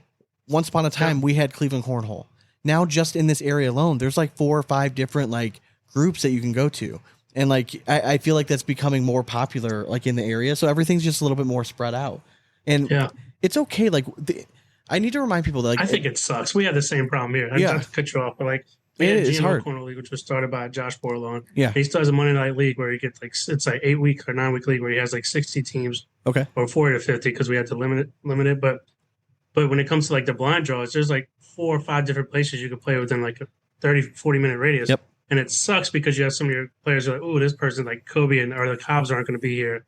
Yeah. We're going to go to this place and try and win. So now you have like a turnout of 20 people where before it was like 50 or 60 people at these blind draws, and it was a lot more fun. That's what we're exactly what we're seeing here. It just sucks. So now you have to pick and choose where you want to go. And I understand people are going to go where it's more convenient, right? It's closer. Oh, yeah. You're not doing a round robin, maybe doing a straight blind draw, or they're not doing A/B, so you don't have a risk of getting a terrible play, but there's just too many things. But I just go back to when we first started, and it was like everybody was together. Yeah, it took a while to finish. The payouts were great, and it was just the environment, the atmosphere was better. Again, we're in such a new that it's 50 years from now, if the ACL is still around, we're going to look back on this and be like, oh shit, like, well, of course, like there was growing pains. All this audio would be in the Smithsonian, obviously. I mean, it's so early right now. It's going to look so different in the future. It's just, again, we want all those changes. We want we want the top 100 players making a living doing this. Yeah. We all want them making $1 million playing cornhole and it just blowing up and it all going great. It's just going to take some time, and it's not going to happen overnight. And people need to remember the ACL, yes, they're trying to grow the game as a whole, but their primary responsibility right now and their main focus is growing the pro game, the pro level game. Trey Ryder and his team are going to try to take over like the college and high school stuff, but the ACL is still a pro division. They want the pro division to go well. They're worried about the broadcast and stuff like that. So they're not, I feel like the responsibility to grow the game overall is not necessarily just on them. They're trying to grow the pro side of the game. For sure. Right. And obviously you need the feeder systems, but I feel like the grassroots effort is still good. I mean, you're still getting 425 guys showing up to try to compete for those spots. Hell yeah. So, and the sports, like you said, growing on the grass, these regionals are still getting a lot of people, maybe they're playing a competitive division or a social division and stuff like that, but they're the ones who are purchasing bags are still coming out to play, and then you have a few of them like, oh, I want to go to something like a World to see what it's like, but the product you're putting on TV, you know what I mean? Oh, yeah. You want to get stop making fun of the ESPN Ocho, shit like that. You want to show it to an actual pro division. So it's like you want to. I think it's a big part of it is shrinking down the pro division, until you have those top players at the lower things. And then it comes to sponsorships as well. So where they've lost a couple, but it seems like they've gained a couple new ones, like Overstock.com. I'm interested what that has to do with. So. Yeah. I do feel like the one sponsor they have is Backyard.com. I do still think it's so weird that they're sponsored by a company that sells like rival products. Like, how are you you're gonna tell your own manufacturers that you can't sell anything outside ACL, but then like you're okay with like hopping on there? Now, if you're posting, like, they're allowed to then post like all their own bags like on Backyard.com. Okay, like I get that makes sense. But like from when I was scrolling on there, like it's nothing. Like you find some ACL stuff, but it's a lot of like cheap chintzy shit. Like, do you really want to be associated with that? Like if we're trying to like brand everything, it just seems like an odd fit. But I'm pulling it up right now. I want to see if do we know? Did they get their stuff up on? It was on like a week or two ago. Let's see. I know they have some ACL stuff up there. Yeah, like ACL boards. I wonder if Overstock does. Oh, they might. Yeah, I hear plenty. All right, so they do have the pro boards on there. They got some game changers and stuff now. Yeah, that's good. I mean, when they were first running their commercials, though, there's nothing on there. Yeah. So it's a little bit interesting, but what are you seeing like in like your guys like? Do you think like when like a new player comes to a blind draw, like I think that one of the nice things when like 5 years ago, right, when we're all kind of like getting into this and it was all growing, that the level of competition was at a point where even if you weren't good, you didn't feel like the top player was so far off that like it was like not even worth your time to try to get better. I feel like that's one of the things now is that if a brand new player comes to a blind draw or they go to like a regional or something, it's almost like so competitive. It can be a turnoff for a lot of players. You know what I mean? Like if you have a negative at first experience, for sure, like you might not. Now, again, there's different types of people. There's some people that if they lose, like that's going to motivate them. Like I'm never going to like have that feeling again. I want to come back and get better. There's other people be like, fuck this. I'm not wasting all day Saturday and paying $50 to go get my ass waxed by a bunch of dudes that like care way too much about throwing beanbags at a board.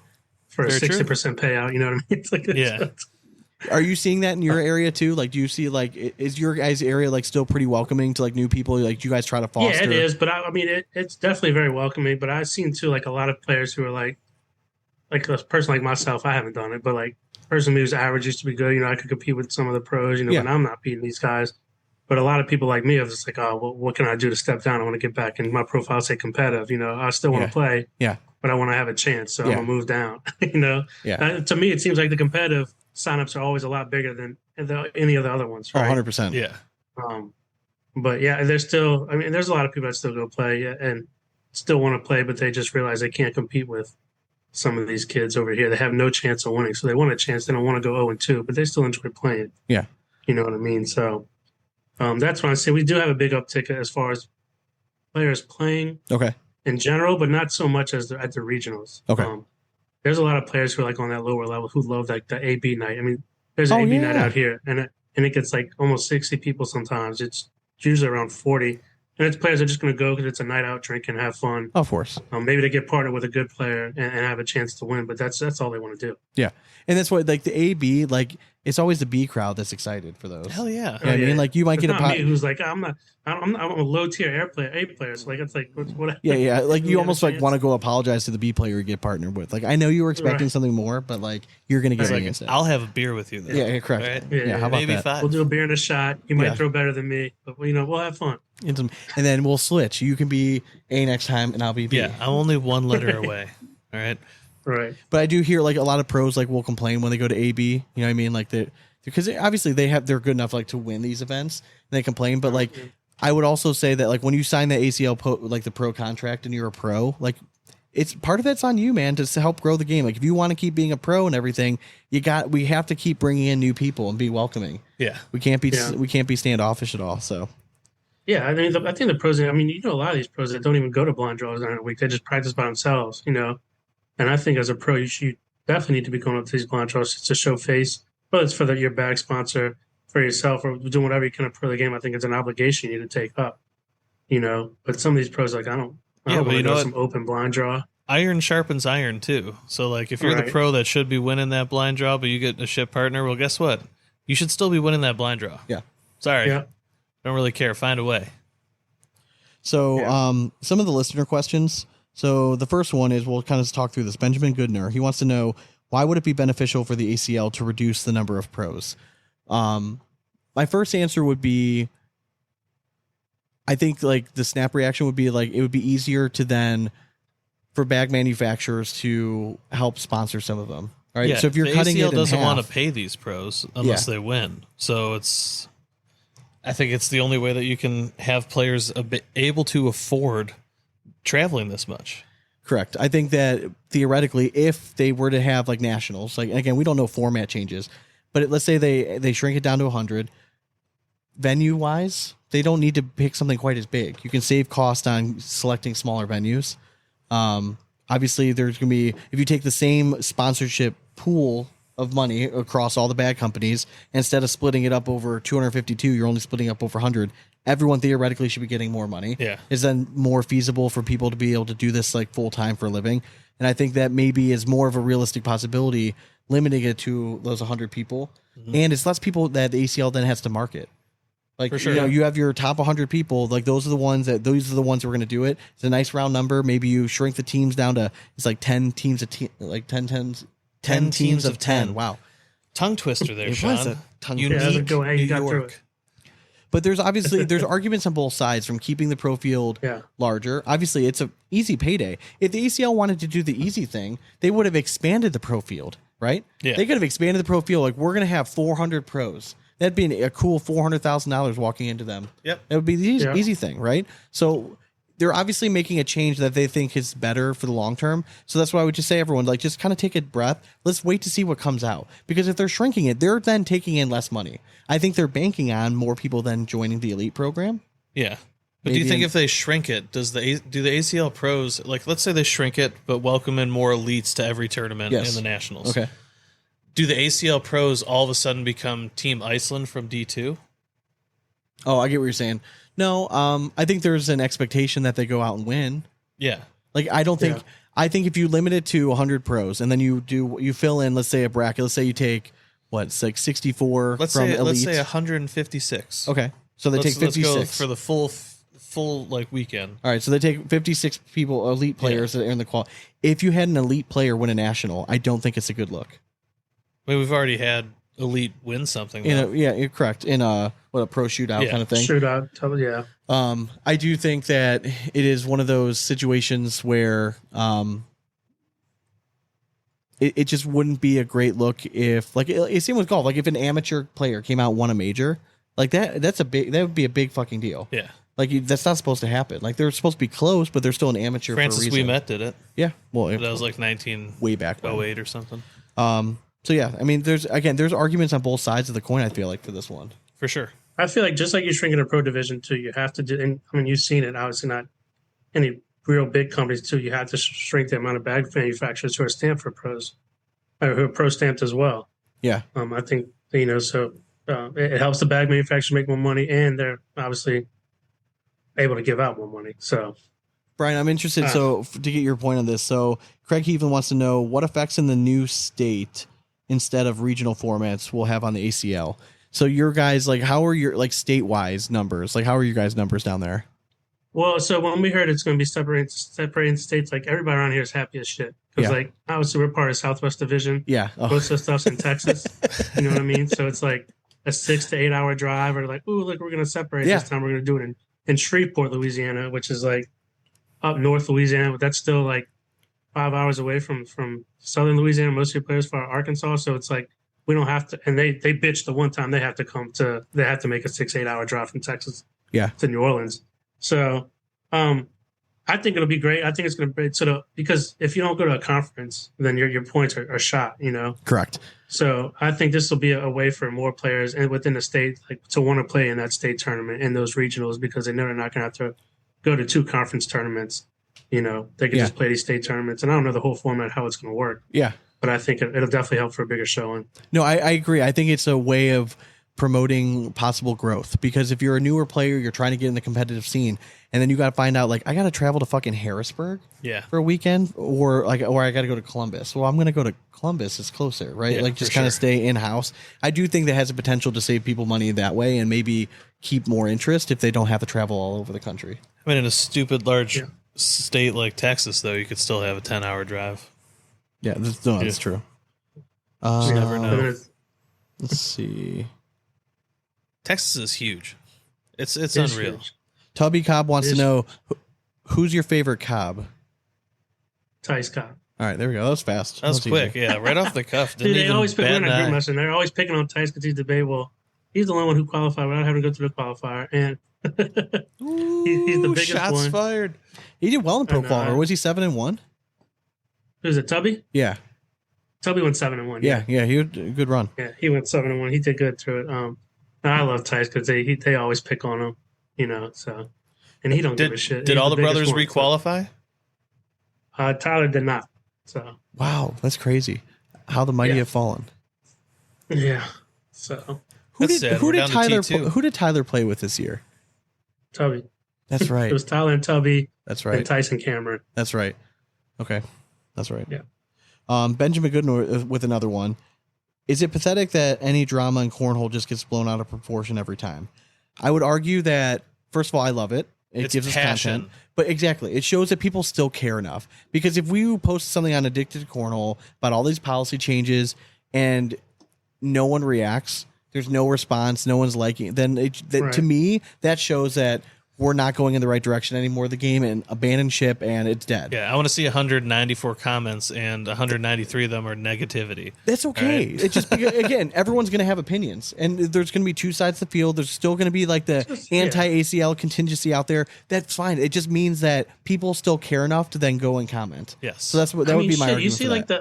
the thing with Lori and Cheyenne. We sure did. Then they ended up having to play each other the next day, and Dude, there was like loved it. 3,000 people watching in the fall off after the game was over. Oh yeah.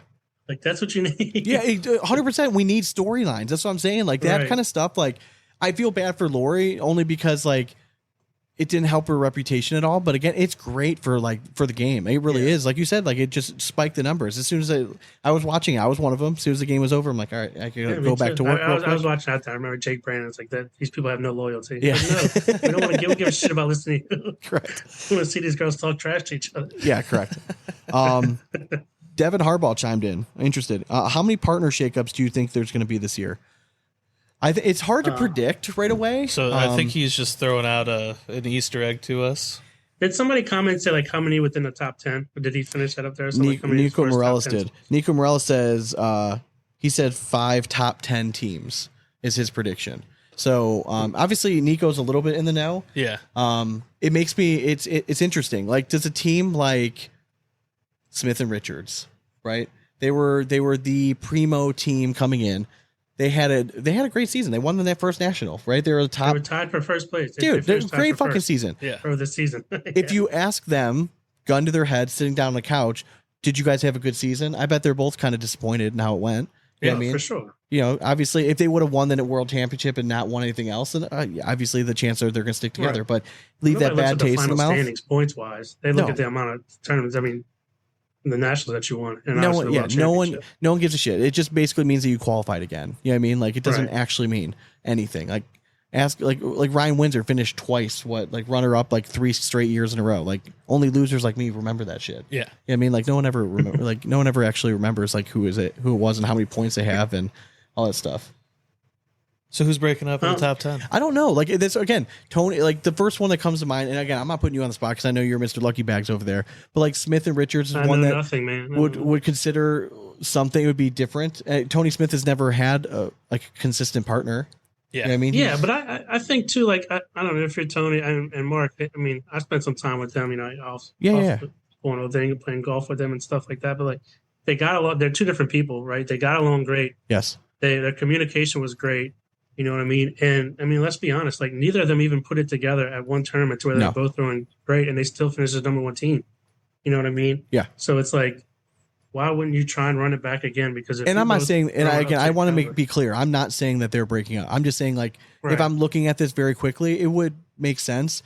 I'm under the impression that I thought Devin Harbaugh and Kyle Malone. I don't think Ultra Bags does like 1 year contracts. Like I'm pretty sure that I thought they might be locked I thought into they would be more locked than one. in, but I wonder if they can. What if they're just locked into Ultra? Oh, they can and then mix it they around, can but shuffle partners around. Yeah. I mean, everyone would want to see Ellis and Harbaugh together. Yeah. if you're Ellis, though, I mean, how do you walk away from Ryan? I That's mean, you what guys I'm just saying. finished, Like, like, you guys tied just for finished. first with Tony and Mark. I think I could be wrong. I don't know if they're in a multi-year contract, but I don't know what kind of money Ultra pays or anything like that, but I think a lot of it's going to come down, just like I seem like it always does, to these bad companies saying, we're going to give you this much money, but we want you to partner with this guy. I think it's going to come. I think we're going to It's see hard. a lot more going forward. Not as much money up front, but it's going to be incentive based, like And contracts. I think it should be. 100%. I think these players should do more. So a lot of these top players don't push shit. Like I want to thank my sponsor after a regional. Great.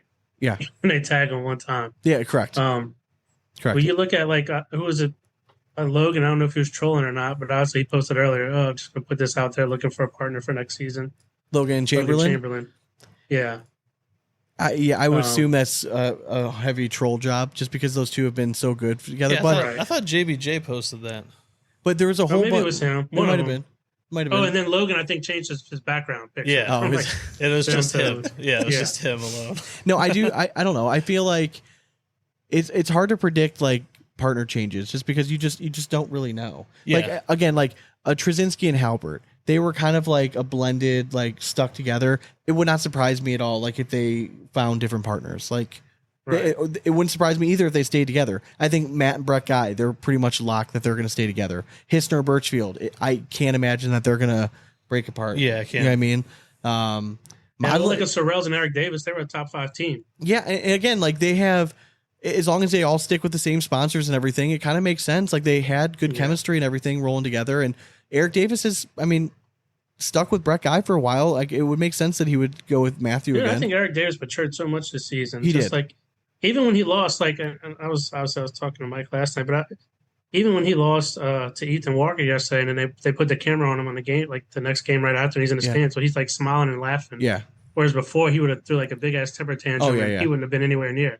it's part of So maturing, I think man. that shows a lot. 100%. And And- everyone should be scared because that Yeah. he's able to keep a level head and like put it all together. Good night. He just has to figure out that TV timeout, man, because both broadcasts, like the TV timeout came out, and he was just a different guy. So I'll be interested to see like Frank and like Modlin and Graham. Like, do they stick together? Successful, but not maybe the level they were expecting. Yeah. But we know that they have history, and like Frank's told us before, like Jamie is like his A1 partner. Like if Frank has a say in it, like he would like to But probably if throw in the Jamie if the again. senior division becomes a separate thing, like Yeah, that's true. I think like Scheibner, Landis, I can't imagine that they're going to go anywhere Gary Bearpaw's different. going to be tough in that senior division. He is going to Yes, be very. he is. Yeah, he is going to be very. That might just be why he's coming over, just it to could take be all that. Yeah, Because I've heard rumors that now, like I know Emperor's not coming back. yeah. Like a guy like Damon Dennis, like is he going to run it back? Like he's getting to that age where maybe not. Like he could walk away, and it wouldn't be. I don't think it would surprise a lot of the guys that Damon came up playing with. Have all stepped away. Out, so So it'd be a little interesting. I think another interesting part was like Alex Rawls and Derek Holland. yeah, I was actually thinking about that one too. Like, do you think Alex and Allen ever run it together? No, No, I don't think Allen and Kingsbury ever split up. no. Okay, They have really good chemistry. Like they just seem like are they like boys off the court? Like it seems like it. Like they seem like they're very tight. I guess. I don't know, man. Like I've never really gotten much out of Allen. Like he actually stayed with us when we were in Myrtle Beach. Okay. Just like quiet he is, dude. I feel like on TV, just quiet, not saying much, just watching football and chilling. see that's why I like Kingsbury seems like he's like we pretty need to outgoing just dude. corner though. him because I don't let people be quiet. Yeah, that's true. Yeah. Like I kind of just berate them Yeah. until they become social. Could I? He's cool as shit. He just doesn't say much. And then Kingsbury is, he seems pretty outgoing too. He's one of those people I feel like you'll get a lot out of him if you go up and talk to him, but he's not going to go out of his way. 100%. I went up and I wanted to introduce myself because like they're a doubles team we haven't had on yet. So I just wanted, but I always feel weird reaching out like on Messenger or like shooting somebody an email like right off the bat. Like, so if I can put a face to a name, you know what I mean? So I went up and Chris is like super outgoing. I'm like, oh shit, like you'll be perfect. And Alan like said hi. Yeah, I think that was. I think it was just a gentle head nod. Yeah, it might have been. Yeah, it might have just been like an acknowledgement. Like, are you of bowing? presence. Like what is? Yeah, correct. I think one of the other things that it'd be dumb not to talk about, not just partner changes, but obviously like bad companies are going to be changing a little bit. You know, we've already seen some dropping out. You know, there's going to be a few more. I'm sure that's going to inevitably drop out. But like Buffalo Bags, like they had a very prominent, they had a top 10 team this year that they sponsored. Braden Wilson, AJ Sims. I would assume the easy thing would for them just to go back to BG, right? Like, you know, they're both familiar with it, but does BG want that? Like, is the money there? You know what I mean? Like, they're a very marketable team. I think either one of them could find new partners, but their chemistry was just so good that it wouldn't make any sense to me. They would be BG's second best team this season. Yeah. Or third. Yeah, I think for sure they go to BG and they stay together. It would just make sense to me. I mean, I think Braden, until he was a pro, he was throwing BG. Yeah, correct. And I was saying with the Buffalo boys out, it had to do with money, I would imagine. But again, if the money's thrown at them in a different direction, I could also see them going a different route. Yeah, they could. They could. I mean, it would be a great rep for Brotherhood. Yeah. Just because they're so obscure and they work so well together. All right, can you pull up singles for me real fast? No. I got you. Just want to see the singles rankings. Okay. Scroll down to 97. Who you would, Dane? So I think it was Jeff Reynolds. Loading. Jeff Reynolds. Yep. So my man Mike Hoffman finished in 96. So 96 was the last spot that you could have been in singles to get an automatic qualification. So one of the questions was, who shocked you the most this year by not getting a pro card? So I wanted just to scroll down here real fast just to see if there's any names that kind of pop out that would. So first of all, can I just say Dave Sutton with an epic run at Worlds, almost feel like you have to give the guy his pro card back. Like if he's not one of those 10 guys that gets a card, like gets one of those exemptions, he's an OG in the game. He's a great just a great representative of the sport overall. Mm-hmm. Great dude. You never hear anything about getting in trouble, but every year he always makes a splash at one of these big tournaments. He's just outside. For me, it's more of like a sad. One of the things, Blaine Rozier, did he qualify in doubles? I was just trying to pull up the doubles. Let's see how they finished. All right, you look at doubles. I'll keep singles up. So he's good. They finished there with 43. Okay, good. Okay. Like I know Chad Hunt is good. Vincent Frisch would be good. Keep going. Emperor's out. We know that. Bobby Hunt is good. Jeremy Schermerhorn. They were fine. Yeah, he qualified. What about Power and Neistat? How did they do in singles? Were they? I'm assuming they were both within, right? Yes. They both requalified. Both inside the 96. Yeah. Okay. Power was 42. Neistat was 57. I don't think it's like breaking news or anything, but like it's pretty apparent that Power and Neistat are not going to be throwing again next year. Oh yeah, he already said he was looking for a partner. Yeah, and I'm hearing rumors that we might be getting another reunited, and it feels so good. So we'll see. Which if it happens, I'll be. Jay Rubin's coming back. Yeah. I don't know, but if it's that side, but hey, don't speculate. I guess Batson's way down. I would say he qualified, but he finished 133 in singles. Yeah, talk about like it's just a down year for that dude. Like it's so weird. Yeah. And again, next year he could come back and make us all look dumb and just be right back to it. But yeah, I'm not seeing any names that like really jump out that surprises me. How did Nick Williams and Andrew Labrador do? I'm assuming they were top 50 in doubles. Yeah, they were 42 in doubles. And what about Trevor Brooks and Berkeley Pear? They were 50. Okay, so they qualified. They just snuck in there. Yeah. Corey Gilbert, I know he's good in doubles. Yeah. Let's see. Yeah, I mean, there's really not too many like surprise names too far down like that we're scrolling through that I'm like really. Chucky Love like a Peter Zezweda. I mean, but I don't know how he finished any. Yeah, man, that's so. The Zezwedas like were on the rise like 2 years ago. Last year had an okay season, and then this year like you didn't hear anything about them. Yeah, it was very odd. Yeah, I guess. It's not on there. It was, Sam Finley. Oh, did she not qualify? Top 20 women's. I was just saying. Sure she did in women. On the I was side, but she was skipping over women just because like there's 87 ways for them to qualify. Yeah, what about Chucky Love? Chucky Love, was he even at the national? I don't think so. I don't. 78 in doubles, singles. so no, Nope, he's 190 in singles. So that would be like that's Man, kind of a sad that's day. a tough loss. No, Wooten already announced that he's not coming back. Yeah. But let's also point out that I mean, bro, whenever your girl leaves you to go play with somebody else in co-ed, it's just kind of like... Yeah, it's a little rough. But all right, so James Carroll said, is there any state that can top Ohio and Texas right now? Ohio winning both singles and doubles and 2 more studs from Texas getting their pro cards. I'm wondering if moving is the answer to improving my game. I think it's hard to, like, I know a lot of people will say, so Florida, Carolina Conference. Yeah. I mean, if you're looking at overall, like, top to bottom, like, studs, yeah, you probably give it to them. But right now, Ohio runs everything. And they won the most nationals. Yeah. Or they won 3 out of 4 nationals in singles. They won the world championship in doubles. I mean, they had half of the doubles with Ellis. You know what I mean? So we'll give the other half to Kentucky. Will be nice. But Florida and the Carolinas were cute for a few years, but it's back where it belongs. We said earlier with the young crop of guys, and we just named like 3 of them. There's like 4 or 5. The other one is Oscar Moreno. Yeah. He also qualified to be a pro through the qualifier.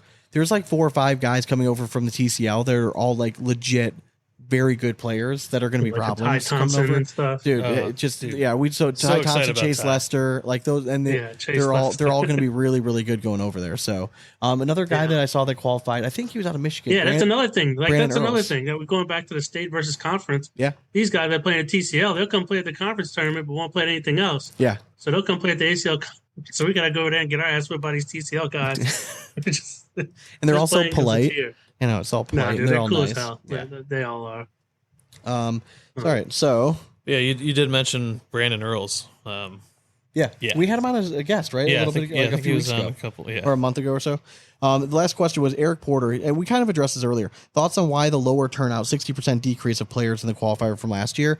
I think that a lot of it is that the last 2 years, the overall popularity and the ACL was like seen as like the top dog. Like, let's go. I think I can do it. And I think a lot of people just got a lot of humble pie, and they're just more aware of where they're getting on a daily basis. Yeah, I just think like the desire to become a pro for the novice player is becoming further and further out of reach. Correct. You're not just going to go have a day at the pro qualifier and become a pro anymore. Like that's not the way. Well, it's $150 to play, and then it's like if you become a pro too, it's like, well, then there's a lot of things you have to think about. So if you're a rookie pro, you're not one of those top rookies like a Jeremiah Ellis.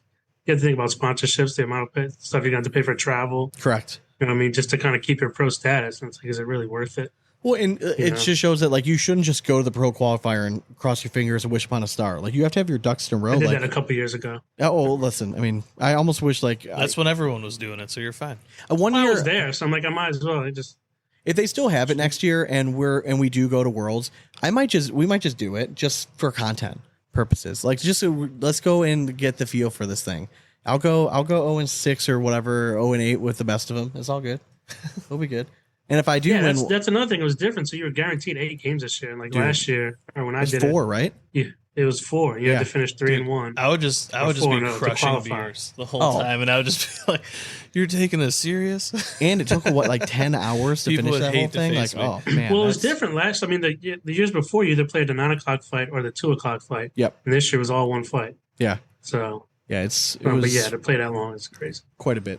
All right, let's do some dramatic readings. Ooh, let's do it. You want to do that first one? Soundbite. Pulled up. Yeah. All right. In a world where bean bags have brought men to their knees, social media serves as sanctuary for keyboard warriors. Time for the dramatic readings. And it's time. Addicted to Cornhole. Mike Smith. I had a great time at ACL Worlds. I do have to say, if you are one of the players that cry about how someone throws their bag, then get better and quit being a baby. I literally had a guy tell me it should be illegal to be able to throw with the fast side the whole time. He was literally pissed after I beat him. He walked over and told his buddies he can't do anything but throw the fast side. Well, guess what? I didn't need to beat you. So I commented on this post this morning. Yes. Somebody said something about like, I'm new to the game. Can somebody explain to me like why someone would be upset about that? And I'm like, if you've ever played a board game with a toddler and that toddler got upset because they didn't win, and they threw a fit. Like that's what you're seeing basically. Like that's all it is. Like it's just grown. It's just something to complain about. It's just like an overly competitive Same thing dude when people would complaining. step in. Oh, 100%. Yeah, it's just again, I don't fault somebody for immediately losing a game and then going to complain to their buddies. Like obviously if you win that match, like you don't want to hear somebody trying to like discredit your win, but at the same time it just means that the guy you're playing wanted to win. Like he's just a competitor. Like we've all stepped away from the boards and like analyzed like the guy that I played with wasn't even that good and I couldn't even beat him. Like we've all done that before. It's just part of being a competitive dude. Like so I don't really have that much of an issue with it. And guess what? Smile all the way to the winner's bracket. Exactly. Like, you know what I mean? Like I would just I'd just be holding up my slick side the whole time. Yep. Yeah. It's the side you can print on anyways. Yeah. Correct. All right. Logo side down. So I don't really have a huge issue with that. No, I mean, again, it is a very prevalent issue though.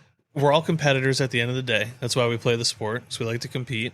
But some people, I mean, you just have those quick little moments. But if he was like to go on Facebook and put it on blast, like, you know, the person's putting him on blast for doing it, then who's really in the wrong? Yeah. You didn't have to post it to begin with. The blasty or the blastor? Correct. All right, let's do this next one. This is a long one. This name might sound familiar. He was part of an old podcast. Ruined it. It's called the Dogcast. It's addicted to cornhole, Patrick McCracken. We can all agree that Titan Bags potentially hit the cornhole jackpot this weekend when their sponsored player, Trey Birchfield, won singles and doubles on the ESPN stage. However, I emphasize potentially, because if dart sales from Titan Bags don't soar, it will indicate that ESPN isn't delivering any real value to bag manufacturer companies. Consider this. With the Titan logo prominently displayed on both the front and back of his jersey and their bags being used on such a visible platform, if this exposure doesn't increase business, then what value does the ACL/ESPN truly provide to these manufacturers? If that's the case, it would suggest that the ACL is exploiting these manufacturers as a value they claim to offer is essentially non-existent. In the end, the ACL only accounts for a small segment of the entire cornhole player community. This is underscored by the fact that Go Sports stands as the largest cornhole manufacturer using half-inch plywood and duck bags. Oh, I almost made it to the emphatic finish. So it is an interesting point, right? We've seen it. There was a few schools of thought of like how to make it big early on, right? Yeah. When cornhole craze was going, you could go the kill shot route, right? Wishing upon a star that you sponsor the two right guys that are going to just dominate in doubles or something, and your bags are going to go all over the internet and it's going to blow up. I think those days are past us just because like the overall growth is kind of steadied a little bit. Mm-hmm. You can go the Jason McCann route, fire cornhole, just sponsor the who you think are the 4 to 6 best players in the league, pay them a bunch of money and just be out there and be relevant in every broadcast. Mm-hmm. Lucky Bags is another one. You could go the BG route where when you first start off, you just sponsor 90% of the pro field. You know what I mean? So chances are you're going to probably win something eventually. You know what I mean? So there's a bunch of different routes. I don't think that right now trying to judge bag sales right after the World Championships is an act. I get what he's saying. I get this. I 100% get the sentiment of it. But if you went and we got the actual numbers, I'm sure the numbers aren't better than they were right after the World Championships. Why? The ACL season's fucking done. Like all the people that are playing in those tournaments, the season's on. This is like open season for everything else. Like you don't need to necessarily go out and buy new bags until like later on in the season. And like the 25 stamp bags are just coming out. So I feel like a lot of people are just kind of waiting to see like what's the new hot bag that's coming out. Maybe I'll spend my money on that. Yeah, for sure. Gone are the days of people just buying like 18 sets of bag just to have because we're collecting them. Yeah. You know what I mean? Like you don't see like those cornhole bag collections. Oh, I know, dude, like I miss it. I see those giant bins in my garage every day that I have like 300 sets of bags in between the two. And I'm like, what are we doing? Like, and you probably have just some absolute gold. I do. That you're sitting on in there. 100%. I mean, I still have my gold behind that door over there, which all is the still bags, like another 50 all the bags sets. that are in those two bins are ones that like I think are like legit, really good bags. Yeah. I should have sold them once upon a time, but I'm a hoarder a little bit. You didn't. Bags. Yeah, I didn't. So eventually we'll just probably give them when the show's over. I'm just gonna make it rain. Oh yeah, I have to say I have a shit ton of bags, and the reason I haven't gotten rid of them because they have the Kingseat Podcast logo. I'm like, I can't. No, that's these what were I'm saying. given to me. Yeah, right. It's like all the other ones. I give them out to people who are new to the league or something like that, look at everybody like, here, man, you can have this set up. I have a hard get rid time of them selling any bag with our logo on it that Right. that a company made for us for bag reviews. Like, I'm not trying to make Exactly. money off you guys. So like those are the ones that we always use for giveaways. Yeah. It just makes sense. Like just let's just do Right. them as a giveaway kind of thing. And not to mention, they're like people that was like they don't want them anyways, or like, oh, they're the old stamps, so you can't technically use them or whatever. Yeah.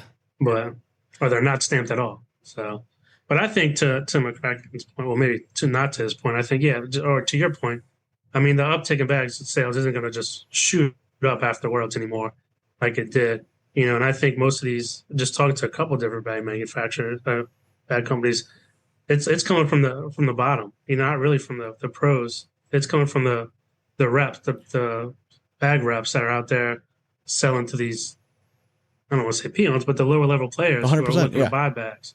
What I mean? That's where most of the bag sales are coming from now, not from the TV exposure, which kind of sucks. But Again, the ESPN reach is trying to reach like a new market. You're not going to go make bag sales off of guys that are like, or know when the broadcast is. You know what I mean? They didn't Right. just like stumble across it. I go back to the first set of custom pro bags I ever ordered were local bags. And why? Is because the weekend before, I just happened to catch Cornhole on ESPN and it was Cody and Adam. And the only thing I could remember about that broadcast was that they had local plastered across their chest. Yeah. So I'm like, all right. So I literally went on Google, typed in local Cornhole, went on their website. I'm like, all right, well, I know that they're good enough for them. I guess I'll start here. So it does allow you an opportunity for someone brand new. They're watching that. They're like, well, Titan Bags worked well for him and he just won. So all right, I'll go check that out. Because then if they go to check like Cornhole scenario, they're like, these are $400. Like, I'm not paying that for Cornhole bags. But like Titan Bags, like, oh, they're like $80. Like, oh yeah, maybe I'll try these. Those will be good ones. Well, and like to further your point, now after every national, I for some reason black out and go on Amazon and just order Bush's baked beans. Oh, do you really? Yeah. Nice. Because Nice. again, it's And across corn the nuts chest. and corn Yeah. nuts. Well, no, just I think that's another thing too. Like if you look at bag prices, I mean the bag market's saturated. I mean, you can go buy this set of bags for $100, or you can find the same material from another company. It's going to be $60. Yeah, You know what I mean? we've tried our best to convince people that there is a difference, even though they're same materials. Every bag is different. Yeah, I'm sure there are a little bit. Maybe the resin's different. But at the end of the day, they're the same materials. Yep. And that's what all people are searching for. Well, at a reasonable price. On Friday, I was pretty slow at work, so I got to watch most of the single stuff going down, and I was pretty active in the chat. And the one question I asked was, what do people think is a good, like, fair price for bags?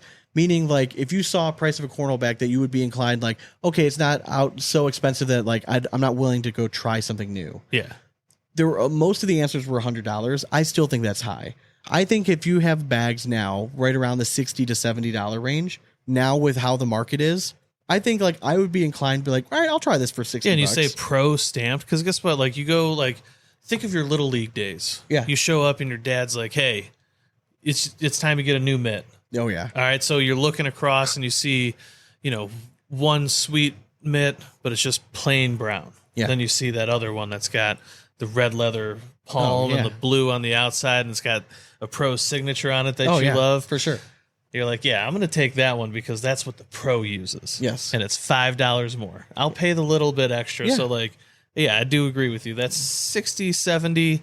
Maybe if it's like to me, I would love to see like the one-ofs come back, like one of 200 only, like of this style set. Like the numbered bags, if Oh, they would come back out with that kind of stuff where it's like they promote the collections again, then yeah, those could be like $80. Yeah. Like you make them a little bit more, but like, yeah, some of these prices though, for the average newcomer to the game, if you have to save up 2 months like fucking paycheck to afford it, it's not worth it. Like, No, I it's just agree. Like, I think I think half the people who watch on Friday are people like me, because I was watching too. People like me and you, who are going to pull up YouTube and Facebook, who've been playing for a while, or know about it. So it's like, all right, $100 isn't bad compared to what it once was. Yeah, 100%. Yes, correct. Or once upon a time, like I was dropping like $200 to $300 for certain bags. Yeah, but if you're like looking back on it, what the fuck was I thinking? If you're newish to the game, your buddy gave you a set of bags and like you're going to go play League now and you want to go buy your set, you're going to spit out your popcorn as soon as you see that first set of like insert bag here. Yeah. That's $125 for a set. I hope that across the board, now obviously there's a minimum like retail sale value that like the ACL puts on like pro stamp bags. I think it's $60.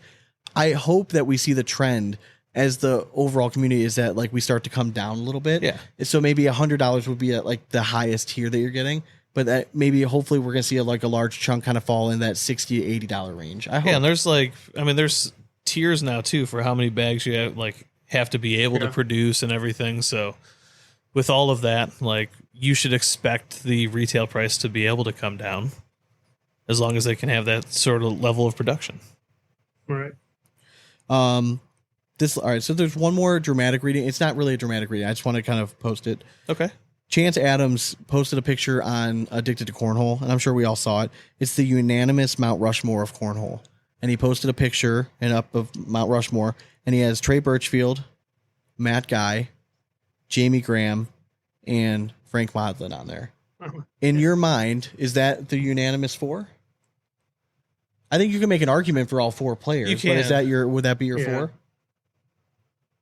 It's close. I mean, the only one that I have an issue, like some of an issue with, is Frank. Yeah, I think I would almost. The other 3 are like.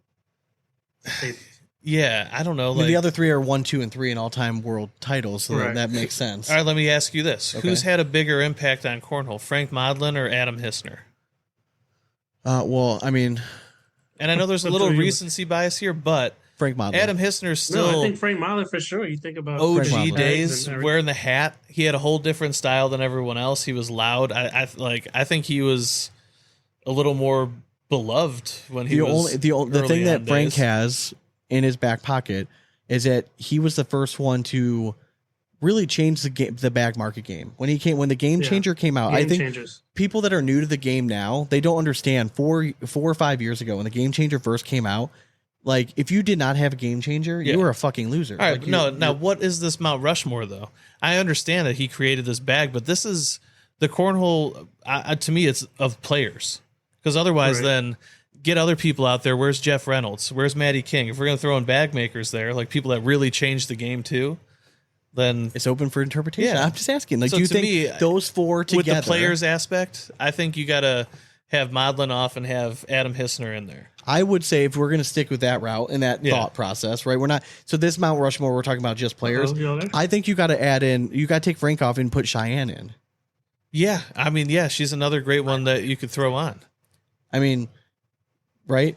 Yeah. If you're having some sort of representation up there, so. for bag makers or I don't know, like the actual all around scope of cornhole. Yes, Frank Modlin's definitely on it. Yeah. Okay. That's fair. Like, who was the first person to build 3/4 inch birch boards? Like, would they have to be on that too? Then yeah.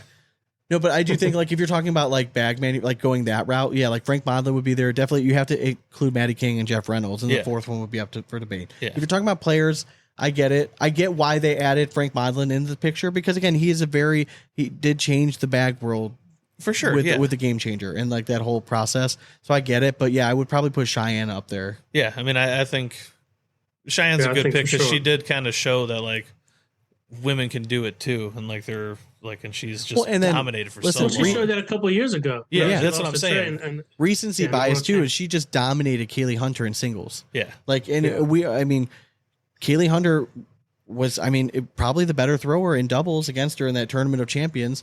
And I was thinking, all right, I was so excited, sat down, ready to watch this match. I'm like, this is the one I've been waiting for. Is Kaylee Hunter just make it a match, and then we can have something to talk about? And there's 21-0. Yeah. It was a blowout. Wasn't even close. We said it. Cheyenne's a different beast in singles. She is.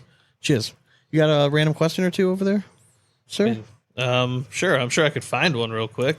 Sorry, I'm just trying to. What do we got here? Oop, nope, not that one.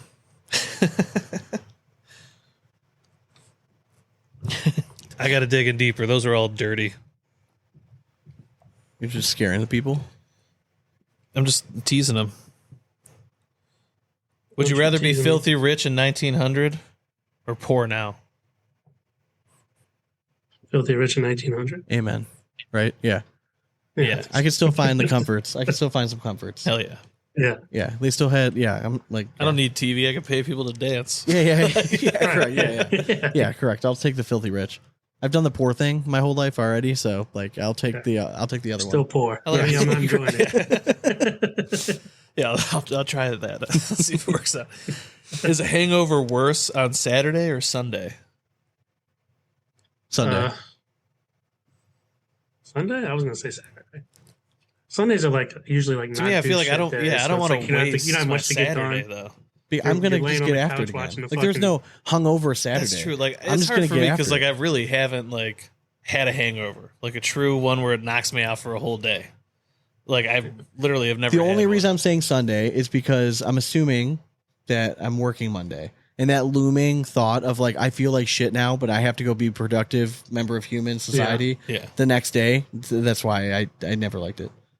But Fair enough. I mean, I don't know. Being hungover on Sunday is like a reason. Like, oh, you want to come do? Let's do Sunday fun there. Go do this. I'm like, no, I'm hungover, so I can sit on the couch and watch Gives you an Cornhole or the excuse. Masters. I get that. You know what I mean? Like Sunday Yeah. Masters. I'm like, just no, I catch get it all that for day. sure. Would you rather be LeBron James or Tom Brady? Tom Brady. That's what I'm thinking too. You're one, gorgeous. Two, Right. you retired, already have more money than you can think to do with, and Yeah. You're with a supermodel. you're just You know what I mean? Was. life's good. Yeah. He's with another one, I'm sure. I mean, the hometown boy in me wants to say LeBron, I but know. it's hard to He argue faces against. so much scrutiny though, like all the time. I know I I that feel is like true. Tom Brady I know now. that's what I'm Everyone's just saying. like, it's just I know. Tom Brady. I know. I think that is the answer. I'd have Tom to go Brady's Tom good Brady. now. He got the roast over right? with. Yeah, so, that's like, what I'm no one saying. can Now say he's shit just to him chilling. anymore. Yeah. If you're talking about right now today, yeah, it's got to be Tom Brady. All right, who would you rather party with? Okay. Dennis Rodman or Darryl Strawberry? Ooh. I don't know. Dennis Rodman, he might take me to see Kim Jong Un. You know, it's like, dude, you have to imagine the type of people that are Dennis. I feel like They're I would both have. going to be crazy experiences. I feel like I'd for have entirely more different reasons. of like an epic adventure with Dennis Rodman. Like, because Yes. you Yeah. just don't know what's gonna. You don't know where you're gonna end up. So Very yeah, true. I'd go Dennis Rodman. Okay. I think I'd go Dennis Rodman too. Yeah. I would just want to see what road that takes me down. Yeah. Yeah. Darryl Strawberry is somebody I would want to just sit down and get fucked up with and just ask him questions about when he played. Like how much coke did you actually do before every game? Exactly. Yeah, Very I mean, true. like, Like a lot. yeah. Show me in terms of like How much hands. did you do? All of it. Yeah. I did all the cokes. That's the secret. Yeah, correct. Yeah. Let's do two more. Two more. I actually love You guys going to asking this Spencer's? question. We are. Are you going to Spencer's? No, man, I'm out of Ah. pocket with work right now. I wanted to. I was telling Mike last night, like, man, if I could get away, I'd just go on a Friday and come back Sunday, make it quick. Hell yeah, man. I want to go, but I'm going Thursday I don't and think coming that- back Sunday. Well, if you do, I mean, we have It'll be we have a last minute house. if I do, so. Well, that's what I'm saying. If like you needed someplace, just hit us up. Yeah. Help you out.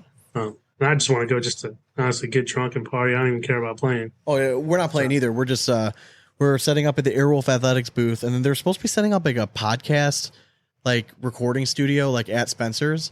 That's Oh, like nice. us and like three other podcasts. We're all supposed to be like signing up for like different like recording times. So I'm still waiting to hear about all this stuff. Like, That'll be awesome. Easy way to get content. yeah, I think so. It's just I just need to know the schedule because like I'm trying to book guests, and like right now I'm like, hey, I don't know when it's gonna be, but like at some point I might come grab you. But I would like Right. all of our time if we're gonna be trying to get players on Friday. You know what I mean? Because like I feel Yeah. like it's gonna be a little bit more open like during the blind draw and all that stuff. Because then once the Saturday, tournament you're not starts, gonna yeah, be able to it's get them gonna be until so nighttime. They're gonna correct. get the hell out of there. Correct. So I'm gonna try to get all the Friday times if I can. Yeah. You find one? I did. Oh, you seem excited. So would you rather only be able to eat shitty airplane food for the rest of your life? Okay. Or have every meal be amazing, but you can only drink O'Doul's? With my meal, or is it like I can only drink O'Doul's? I think like, it's for the you rest? can only drink O'Doul's beer. Like, period. Period. Period. I love food. I also love beer. I don't know. I mean, because like when I went to Ireland a couple of times, I went overseas. Like the airplane food wasn't that bad. I know, that's what I'm saying. Like, I feel like I could just drink from, enough like, to not flying to care. Southwest, and all I'm gonna get is like peanuts and shit. Like, Yeah. Oh, yeah. Their little snack, the blended snack mix that they give you. Right. Little seasoning on it. Yeah. Yeah. My son thought it was too spicy. He freaked out on the plane.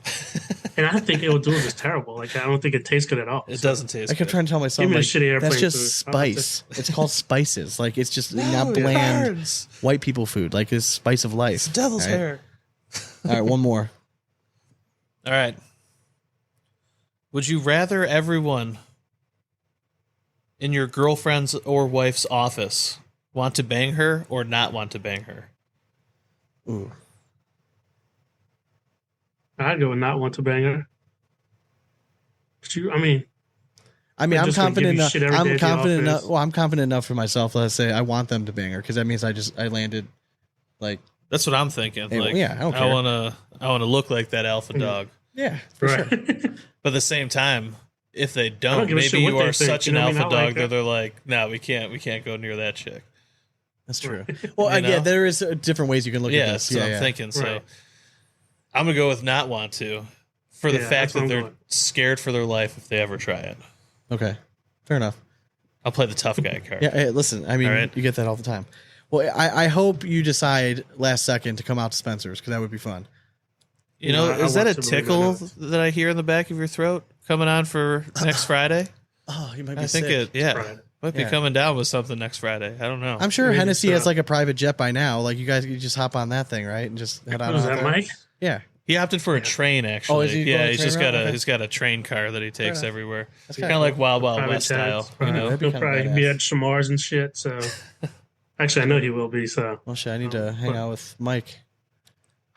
I've been wanting to get him on the show, but then like obviously like with the baby and everything, like he's just such a busy dude now, so it hasn't Who, put Mike? down. Yeah, but I'm gonna try to pin him down at Spencer's at some point and give him a chat. He's an don't have entertaining to dude. pin him. too. You can just, like, actually, the only talk time to I had him. him on the show recently was like I was at work, nobody was there, and I was like, all right, this is my lunch break, and him and Sorrells were at the shop, and like I was just filming it from the office because like at nighttime he's not. It's tough to get him on at nighttime. Yeah. What are you doing going forward with Kingseat? Because like I know it's kind of like been up in the air. Changing, so what- yeah. So this is gonna be like a new logo. I'm changing it. Like I change all kinds of stuff. Yeah, I want to do a lot going into the new season. So continue to get guests. Okay. Change the background, whole studio look. It's just gonna be me, but I also want to branch out and talk about different things. Oh yeah. From like I guess kind of like a mental aspect, but just talk about like manifestation, behavioral thoughts, and all this kind of Oh, yeah. stuff that people think about. Just to do more because you guys got it pretty wrapped up when it comes to the cornhole stuff. You guys are like very, very consistent with it, and it's awesome. And I think people just love the interviews in general.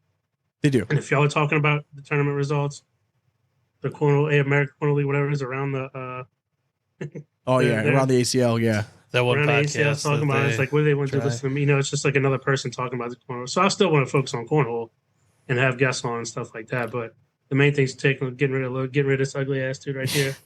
Well, I'm glad you're That's my sticking point. with it because again, like over I the enjoy years, it, like man. there's been exactly it's fun, man, and like there's been so much like attrition, like with the podcast, like especially in the cornhole community.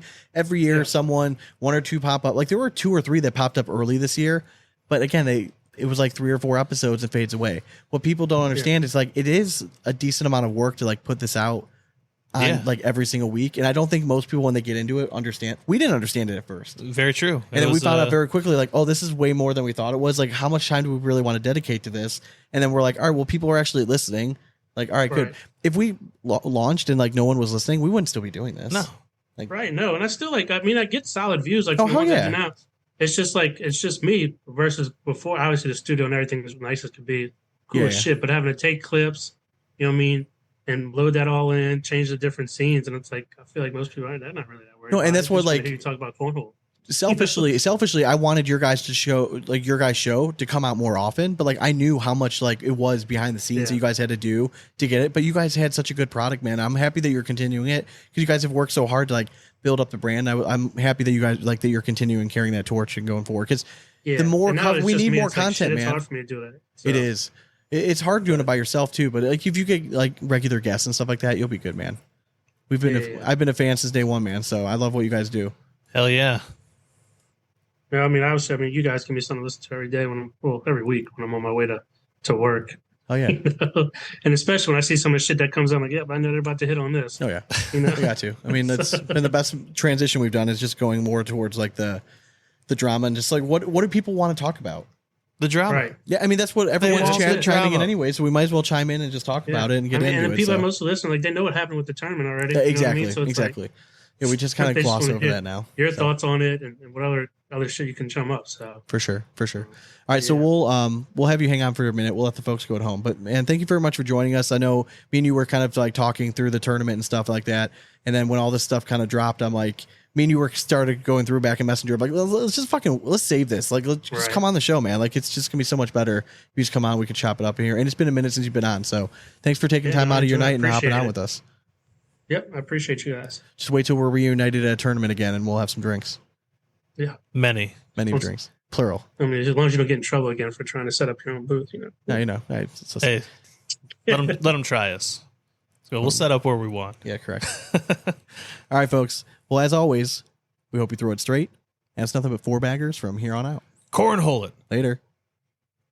And head over to Big D Bags and get yourself a full set in your hands, because we all want a Big D hanging around. So and that I take full responsibility for not reminding you. You literally told me yesterday, hey, if we're doing dramatic reading during this, remind me to do live read. So I'm going to shout it out now. So, hey, Big D Bags, go grab your girth today. Code Big Asp 10 will save you $10 off at checkout. Hell yeah. Thanks, guys. Bye. Bye, Spags.